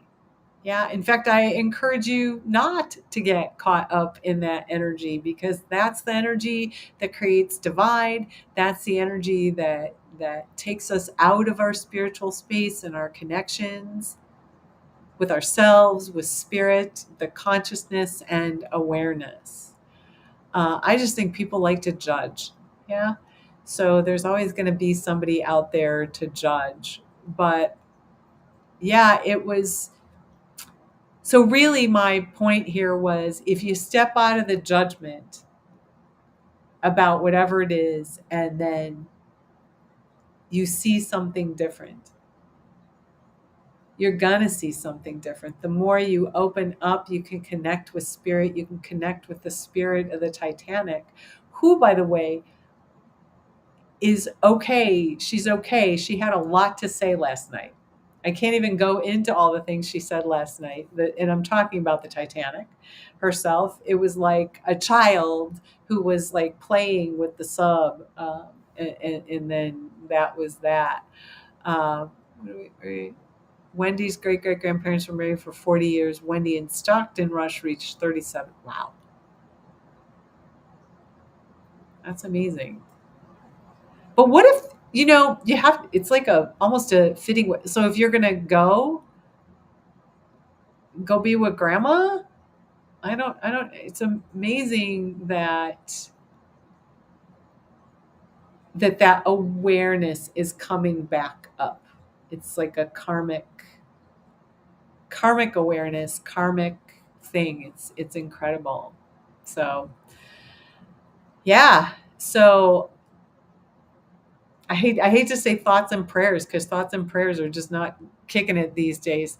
But my heart goes out to the families and all of that. And these folks were people. So regardless of how much money they had, uh, this was what they did to maybe give themselves a moment of happiness and a moment of joy. And that was that for that end of it. Yeah, the mock-ups of the passengers. Nothing is ever random in this way. And maybe the young man, he was nervous because he might have been sensing what was going to happen. I know I had a panic attack hearing that they were going under the water in this sub that was as big as a van. So all I did was read that and have a little panic attack. So that is it. But God bless. Let the Titanic rest. She is not a carnival show. Um, she was a beautiful and glorious ship, and whatever passengers she's there. So yeah, let her rest. That's all I'm going to say about that, because I want to move on to the question of the week, unless anybody has anything else. So y'all have spirit guides? Do y'all use spirit guides? Get counsel from spirit guides? Yeah, mine too, Kim. Absolutely, because that's a incredible thing to have happen. Yeah. So the question of the week that I was most asked when I'm talking about spirit guides. So these are your guides. You're the ones who give you signs, the ones you ask, questions of. Um, Question of the week is, how do I know it's my spirit guide talking? So you're assuming they do, but they seem to be shy. Depends on what you're asking. Do you ask them direct questions, Richard? That's the question that I need to ask you is, are they shy, or are you asking them direct questions, or do they give you signs, or do you um, there's a lot of little nuances there. But how do I know my spirit guide is talking? This question has come up, and I'm waiting so you can kind of pipe up and talk about your little spirit guides. um, how do you know if you have one? That's a good question. Well, it's a So in spirit, we can't necessarily intellectualize, how do we know if we have one, but it might be that little voice, or the when we feel a presence that is there with us. It might be in a dream that we're talking to somebody. We might have, some people very spiritual have altars and things like that, that honor the gods and goddesses and ascended masters. But if you don't know if you have one, then really the thing to do is begin to getting in touch with your own spirit. And then your own spirit will guide you to be able to communicate with other spirits. Not just, I'm not talking about, let's say, body per se, but that spiritual part of you. And more than likely, I mean, I tend to see that everyone has some kind of guide of some sort. Now, whether we listen, Kim, you mentioned that you saw red foxes at the cemetery, where David's buried, and so that might have a particular meaning. So it might be that our spirit guide is sending that. It's not random. They're signs. They communicate with you. Some hear them in voice. Some get a high pitched sound in the ear, sounds like a screaming. Sometimes that can still be a spirit guide, even though it's screaming. It wants you to kind of pay attention a little bit.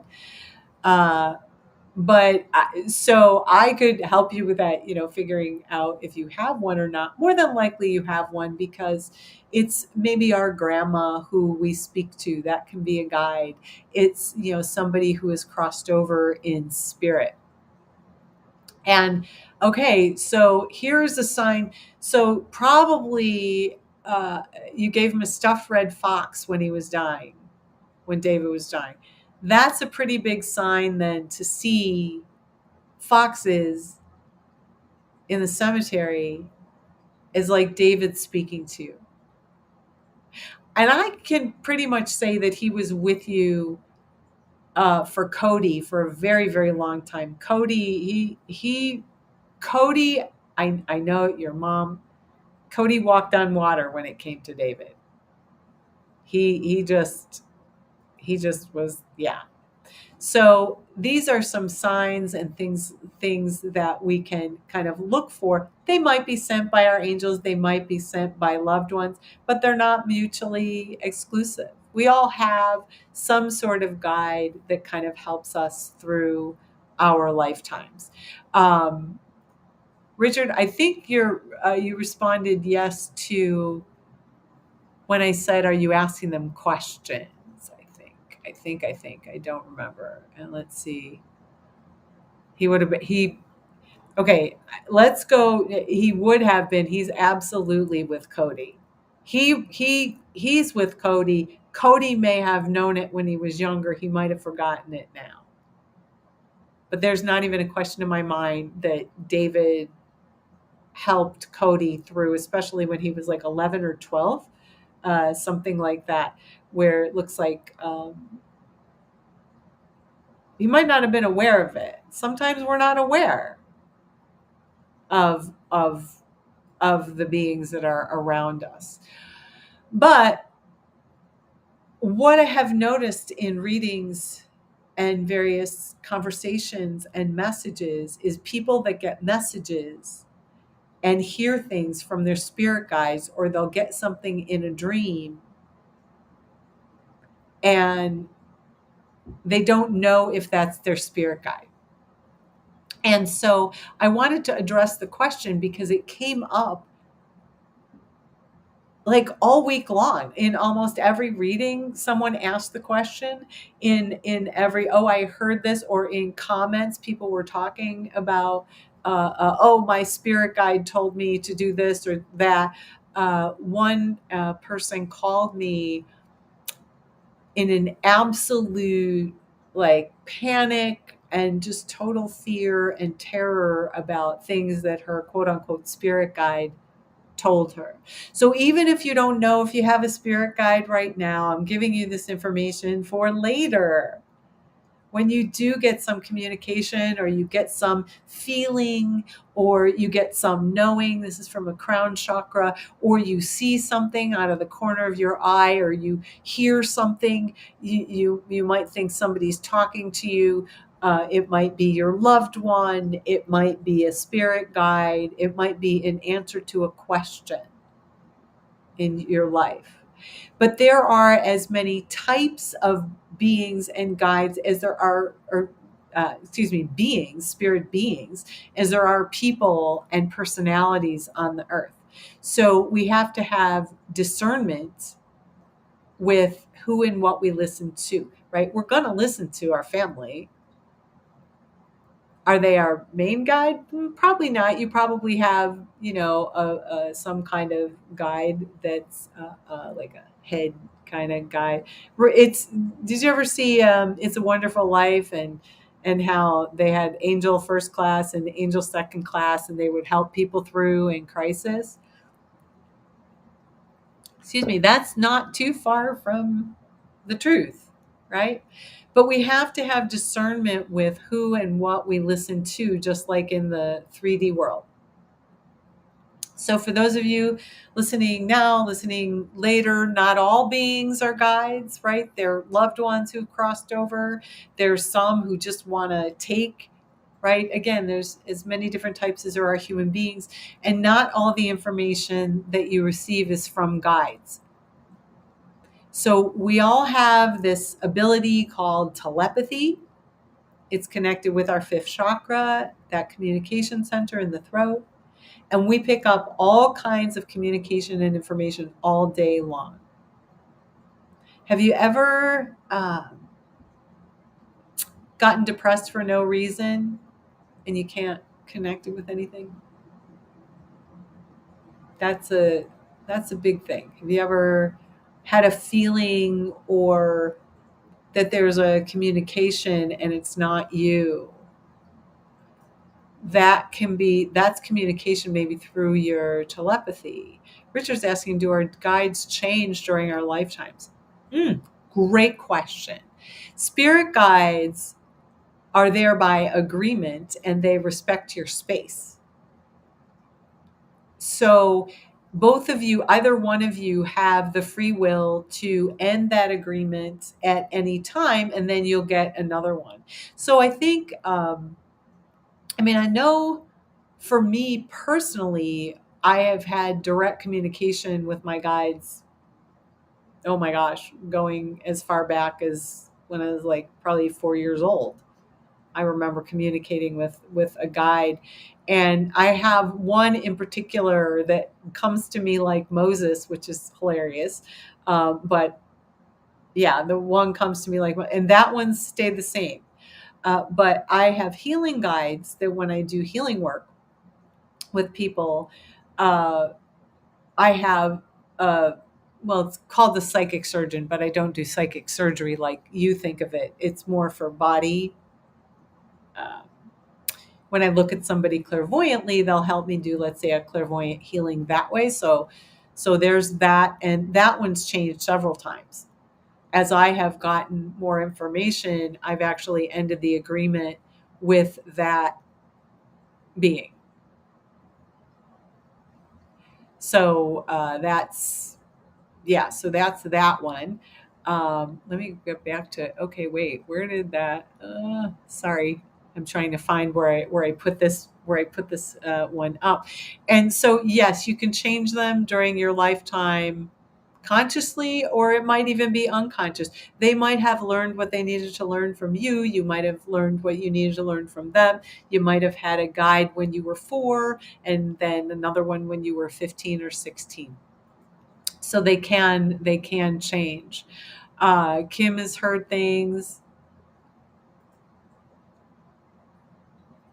Tammy listens constantly. Now, are you listening to your guides, or just when in answer to questions, Tammy? I'm curious.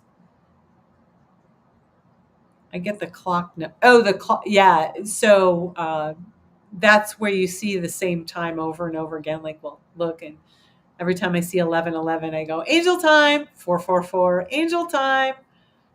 Yeah. So we get that too, but you have to really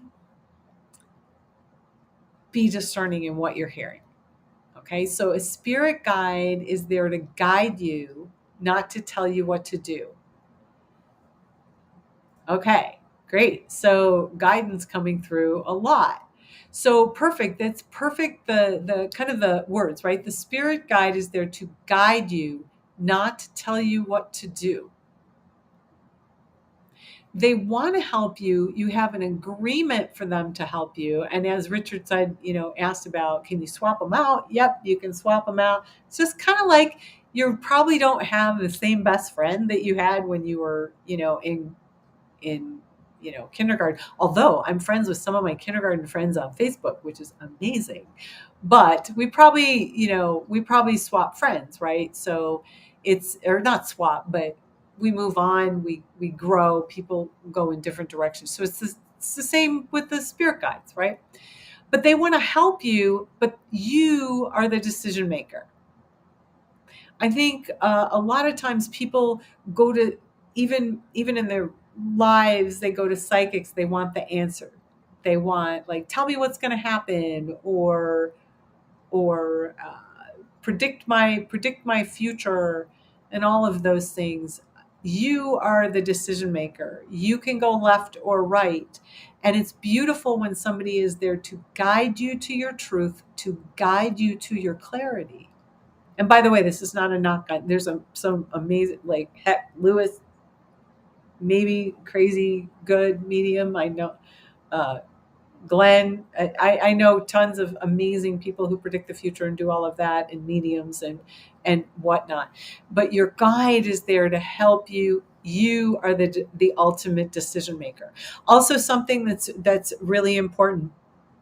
They respect your space, and they're never going to be in your ear telling you have to do something, or you're going to die, or your relationship's going to end, or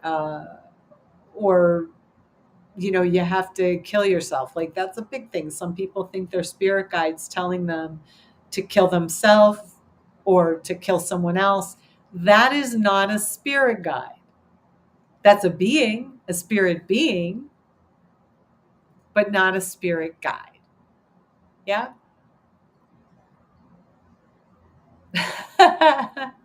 That's per that is classic. Richard, thank you so much for that. So, Richard asks the spirit guide questions, and they give him the side eye as if to say, that was my decision to make. Exactly. Those, my dear Richard, are probably your spirit guides, and they probably are giving you counsel. A lot of times they'll give us the decision to make. Yeah. So they'll give you can do this or you can do this. Which one is it? And then, well, show me a sign. And then maybe you get your sign about that. But I do see, Richard, you have very amused spirit guides. Ah, interesting. So you listen for their counsel, but you don't ask them questions. That's interesting. Ask a question, but remember, they're not there to tell you what to do. They're there to guide you. And so if you don't hear anything, or you don't feel like you got a communication, just let that unfold, because they might be leaving that up to you. But yeah, you can ask them questions. I ask my guides questions. Absolutely. So these beings, they respect your space. They're not going to tell you to do anything, harmful to yourself or someone else. And they do not put fear in your space. That's another kind of being. That's a whole class. That's a whole program I could teach you on that. But they are not going to cause fear. They're not going to cause anxiety. They're not going to cause overwhelm. They're not going to freak you out. They respect your free will to make the decisions. Because here's the thing, there's tons of beings around, but we we're powerful enough to mock up or decide and make agreements with our parents so that we could come into these bodies. Right? So there's guides that are there because they want to learn about, maybe they want to learn how to have a body. So sometimes those folks will help out. Yeah, some of the folks have taken bodies and have so much wisdom that they want to help. But actually, all of them want to help. But they're here to help you on your journey, and they will guide you and bring you awareness. So a guide will 100% of the time empower you. Hopefully, what I would say is if you ask your guide a question and they're not answering, one of the things that you can ask is to get help with your clarity or to get help releasing your resistance. Or uh, maybe you ask them for a healing on something. Yeah. So it's important to kind of decide and really know ourselves as spirit and be in touch with ourselves, because sometimes, and this is what I love about Richard's comment about the side eye and feeling like they're giving them the side eye, because sometimes we're actually listening to our own intuition and we think it's a guide. Just like we might go to a psychic and say, hey, predict my future, right? And we get this brilliant idea and you go, wow, my guide gave me that. And maybe that's your own intuition. Maybe that's not a guide at all. Yeah, we're powerful spirits who feel, sense, know, and see energy. Yeah. Our guides guide us. Sometimes they keep us safe, they sometimes intervene. Have you ever been walking down the street and suddenly your guide uh, just says, you hear this like stop, and you stop? And I'm talking about hearing it. You never know what might have happened if you kept on walking, and you might shake your head, you might hear something and not know what it is, and then you go on your merry way. But even when they keep us safe and they intervene in something, um, that's part of our discernment. We don't give ourselves enough credit for the information we have, like this next question. Did you feel the timeline shift about a week ago? Tammy, I have been feeling timeline shifts. Actually, I don't even call them shifts anymore. I am calling them jumps, because it feels like we're jumping between dimensions, jumping between timelines. So I generally do feel it and am aware. I've been aware of some of the pivotal, more pivot, like sometimes there's like smaller shifts. And so what did you experience, Tammy? Type that in and I'll share that, because that's a big deal. You know, some are bigger than others. Actually, there was a timeline shift. This is amazing. So my dad, here's a little story while we're waiting for Tammy to type in what she experienced. But years ago, my dad was on the heart transplant list. He had had quadruple bypass and heart attacks and everything like that. And there was a particular August, and I was doing readings and things like that, but I was very aware of energy. And by the way, this goes back to, I think it's, oh gosh, it had to be 19 something. I don't remember exactly the year, but it was in August. Mom, actually, if you can add, if because Mom hasn't commented, so I'm guessing she's commenting, and I'm just not seeing it here, which I don't know why.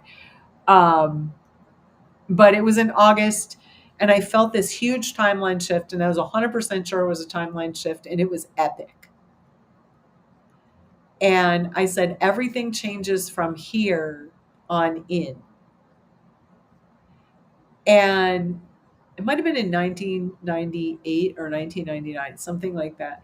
And I'll just never forget it because I knew nothing was going to be the same. I had a crystal clarity.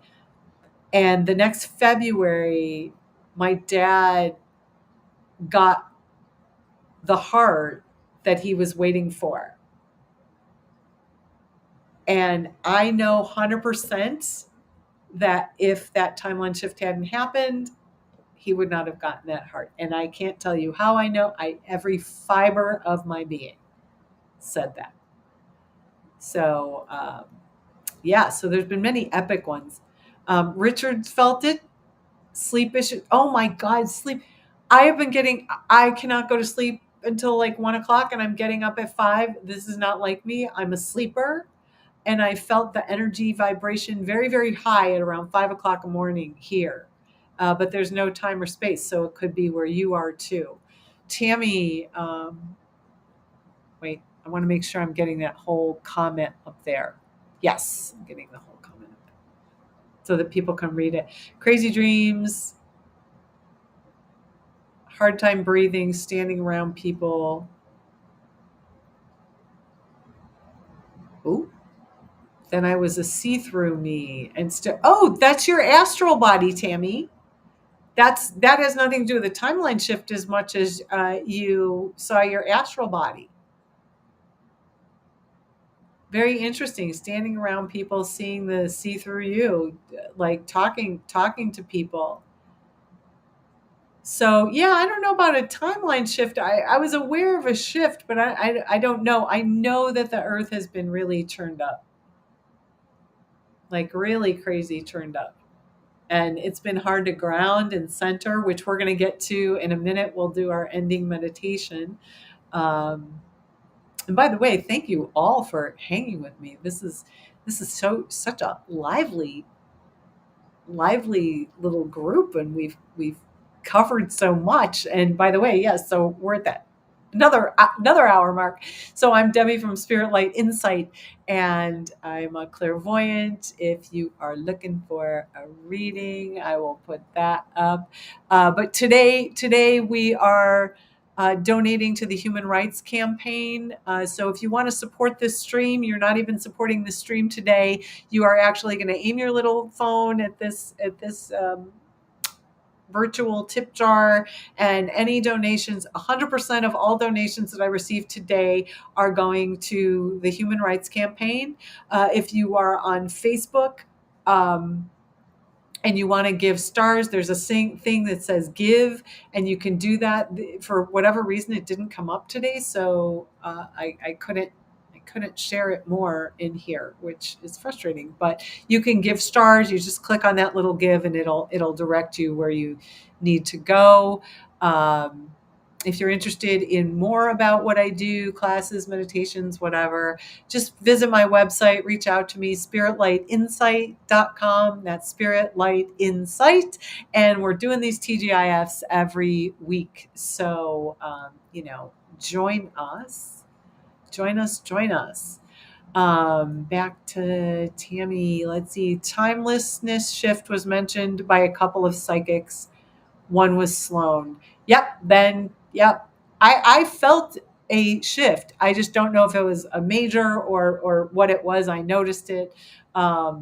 It wasn't like the more epic jolting ones that I have experienced, but that doesn't mean it wasn't there.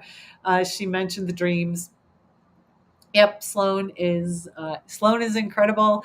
I watch her too. She comes up with that. Actually, she and I have had the discussion about timeline shifts. There was a couple times she popped into my dreams, which was really interesting, and we had some dimensional shifts. So we've had a little conversations about that. But yeah, but congratulations on the astral body thing. That's really a big deal. The whole getting in touch with the astral body. What you can do, Tammy, and for all of you who are listening, anybody who is interested, I taught myself how to what I call dream walk. a few years ago, when I was 16, lots of years ago, I taught myself how to dream walk because I wanted to, at the time, I thought, you know what, I want to learn, I want to watch myself in my dream and learn what I'm learning or see what I'm learning. And I always had a rule that I couldn't change anything in the dream. So I couldn't make it better if it was really bad and weird. Um, and it was really, really interesting that what would happen is before I went to bed, I said, I want to walk by next to me myself. So watch my astral body, watch what was going on, to see what I was learning. And it was always very fascinating to connect with what I was learning. And I would actually see it, and I started retaining my dreams. And then it has really helped when I do like astral travel now, which is amazing when I have those experiences. Tammy, she was there, then disappeared. Oh, before her son Pat. Yeah, that was a really horrifying thing that happened. So we're talking about someone else, but so in our dreams we can walk through them and we can really connect. But if you're having trouble sleeping and all of that, I am too. It's a very buzzy, sort of high pitched energy, which generally to me signifies big energy shifts, or it can be timeline shifts, I'm or dimensional jumps, whatever you would like to call them. But yeah, it's all happening. And by the way, that energetically, when I look at why it's happening because we're taking a step up in our energies and we're clearing the energy from certain collective timelines as we go. We're clearing, let's say, the karmic ties, the different timelines. We're clearing the energy from more than one timeline all at once. Because really, and I've not even seen that movie, everything is really happening here all at the same time. So there's some more food for thought. Yeah. So timeline, my gosh, what a day. We have honored my dear friend David Ellingsworth. I'm blessed to have his sister, is watching. I don't know if she's still here, but thank you for like sticking with me for this whole beautiful, beautiful space that was created here. Because honestly, it takes a village, and it takes each one of you to be here to get these conversations going, to share in the energy, even though I didn't ask a lot of questions so much. Oh, Kim is still here. Yay. Thank you. Thank you for sticking with me this whole time. So I'm honestly, I'm so honored and appreciate that you're all here. Well, now we're just going to wrap this up for a second, or well, for a second until next week. But it takes each and every one of you to take a step up in your own vibrations. That's how we change the world. And yes, Richard, I just looked at the time and I was like, oh my God, I can't believe that was 2 hours. It really did fly by. And so you all hung with me. I'm so honestly so appreciative. But let us do what we come here to do. Well, we came here to do all of this, but I think it is time for the closing meditation and reset. And I'm going to give you a thing that you can do if you would like to say hello to one of your loved ones right now, one of your loved ones who has transitioned. So hang with me another 10 minutes, and we're going to get you having a beautiful spirit to spirit hello. We're going to bring you into the present so you can enjoy your weekend. Think about and process, oh my God, all this stuff that we talked about. Janet, thank you for coming. Blessings to Barbara as well on the other side. But give yourself a breath and begin to tune in to yourself as the spirit that you are. Say hello to your physical body and just be seated in a chair with your feet flat on the floor. So if you've been laying back, just kind of sit up. We're going to get you here and now, and we're going to really clear the energy today. Richard, it's my pleasure. You are so welcome. So just give yourself a few moments to reflect on the past week.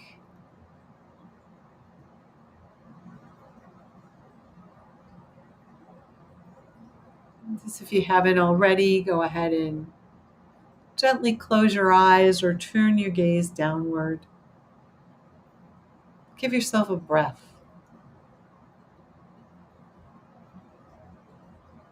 Notice the gentle rise and fall of your chest as you're breathing, and feel your feet on the floor.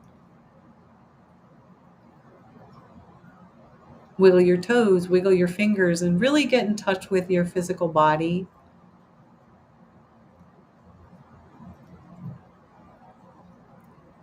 And then gently center yourself in your awareness, in that place behind your eyes, in the center of your head. You can even rest your eyes.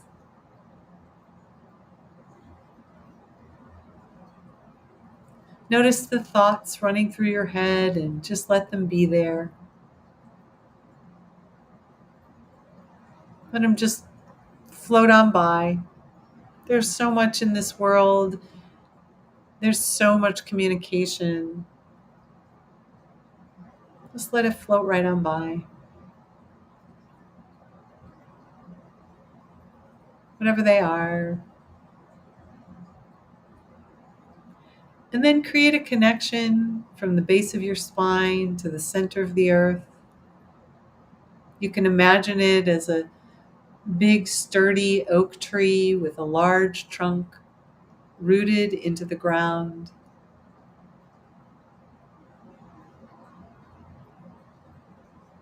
And just imagine that you flatten the top and that you sit on top of it, and you're fully connected and supported by Mother Earth.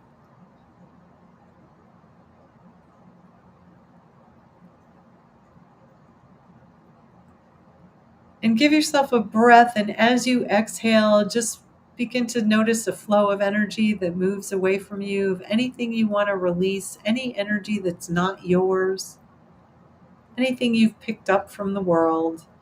Just let it slip right on down that grounding where it will get recycled in the earth and go back to where it came from. Just notice that sense of calming down. And give yourself space to be who you are, to love who you love, to have your crazy moments and your happy moments, to dance on a tabletop if that's what you want, to smile and be pleased. Just give yourself space to be. Give yourself another breath and just begin to let go of all you might still be fixing or responsible for. Let go of any communications or anything that takes you out of present time. Just be right here and right now in your body, connected with the earth, connected with spirits. Be in the present moment with yourself and all of us, and at the same time connected with the consciousness of the earth.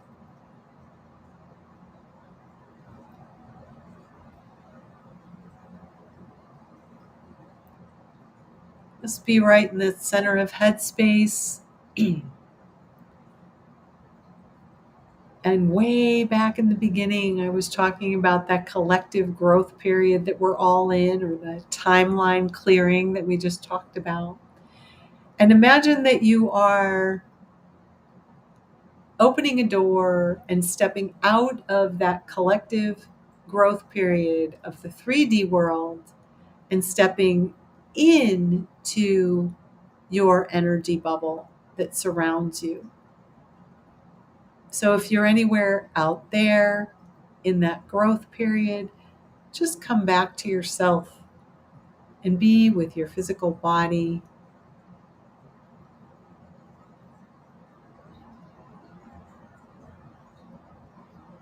And give yourself permission or space not to feel or match the energy of the world,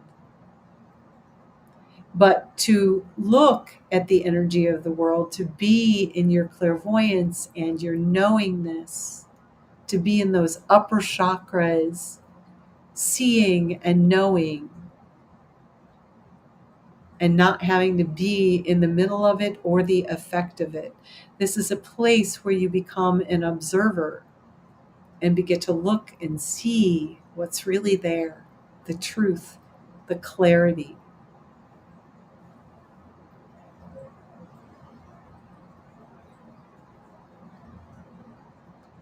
Give yourself a breath and just begin to release any problems or challenges or anything that you'd like to release.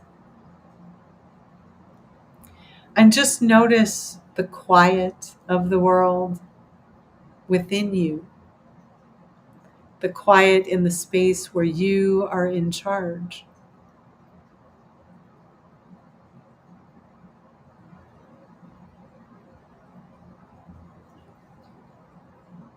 And then begin to let go of anything that you feel the need to have to answer to or do immediately.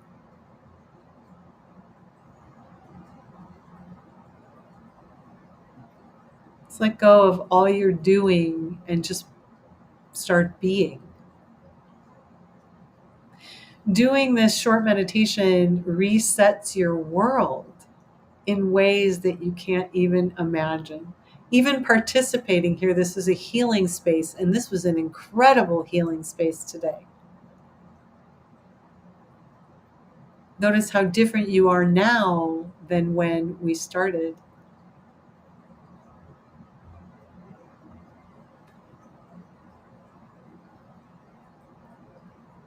And take a moment to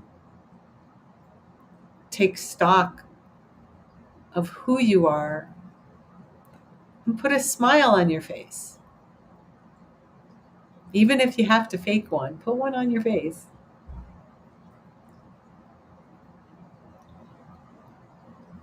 Just be right centered in your awareness behind your eyes and give yourself a breath and begin to notice your physical body and the awareness of your physical body connected with the earth, supported by the earth, supported by all of us holding space for each other. And notice the glow of wholeness and awareness and peace that you have around you.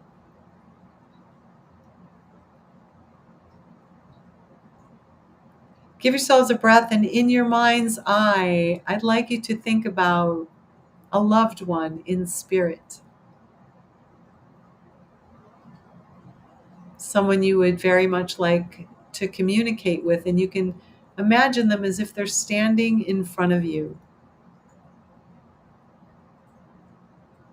Notice if they are wearing familiar clothes, but just see them out in front of you as they are in spirit.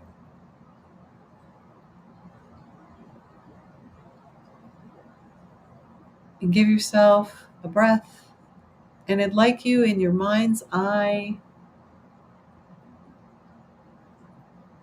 to imagine a beautiful red rose out in front of you that's in between you and your loved one. And I'd like that rose to represent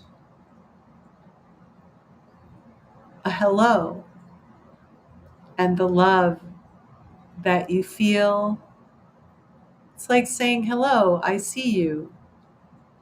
Many times spirit wants to communicate with us, but we can't hear because we're not in a space to maybe hear it. But right now, go ahead and just imagine that rose, that red rose represents your love, your hello. And I'd like you to gently hand that to your loved one with an I love you. I see you.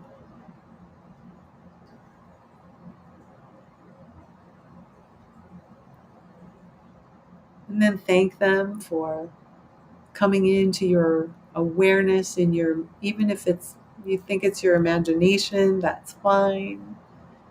Just coming to your mind. And give yourself a breath and then be right back centered in your awareness behind your eyes. Notice how they received the rose.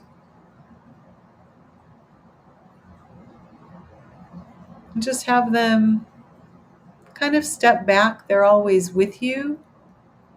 You can have them step back to do what they need to do where they are as you bring your attention back to yourself.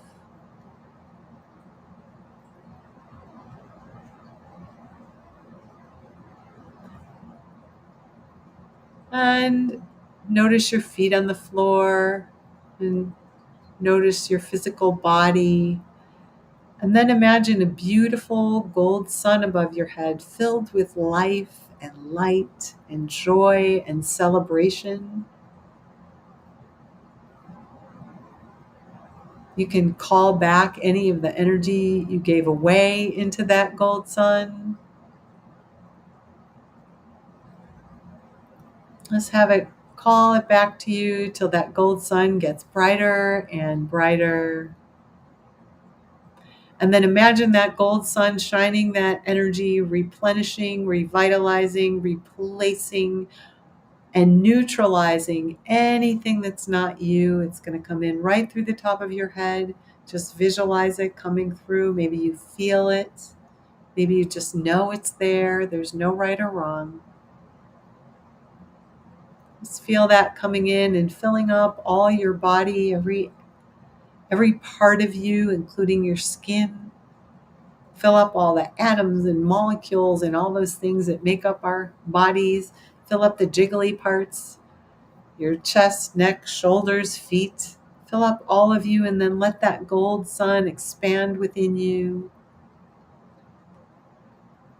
until it expands outward and creates and cleans out that energy bubble that is your aura, your energetic space. Give yourself a breath and be in the middle of that golden light, that golden bubble, whole and complete.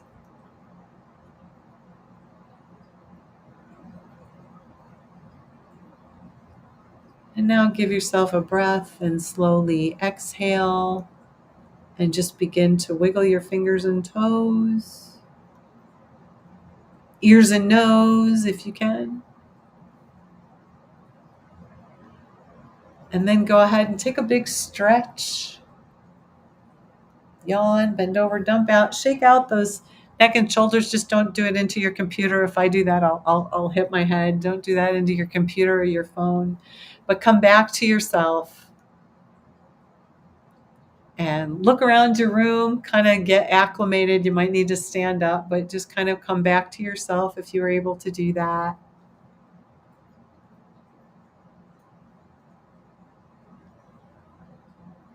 And just say hello to yourself as the spirit that you are. Reset, ready for the weekend. What's that song? Ready for the weekend. I don't know. I'm not even going to sing that. I'm not even going to try. But, oh, everybody's waiting for the weekend. Whatever. Bad, anyhow. Notice the peace and calm. And I can't tell you how much I appreciate every single one of you being here, sticking with us, even if you came and went or joined late or what, it doesn't even matter. I appreciate every single one of you being here. And if you enjoy what we're creating here, please do subscribe to my YouTube channel. It's the best way to look and communicate, because I don't even know if there were Facebook comments or not. I'll have to go back and look because they're not coming through. I don't know why. But if you enjoy what we're creating here, please subscribe to my YouTube channel. It's, I'm sure, linked everywhere. If you like a reading or interested in meditations and workshops, please visit my website, spiritlightinsight.com. Give some stars, do the thing with the QR code over here. But most of all, enjoy yourself and spirit, and learning how to do a few things like send some love to one of your loved ones.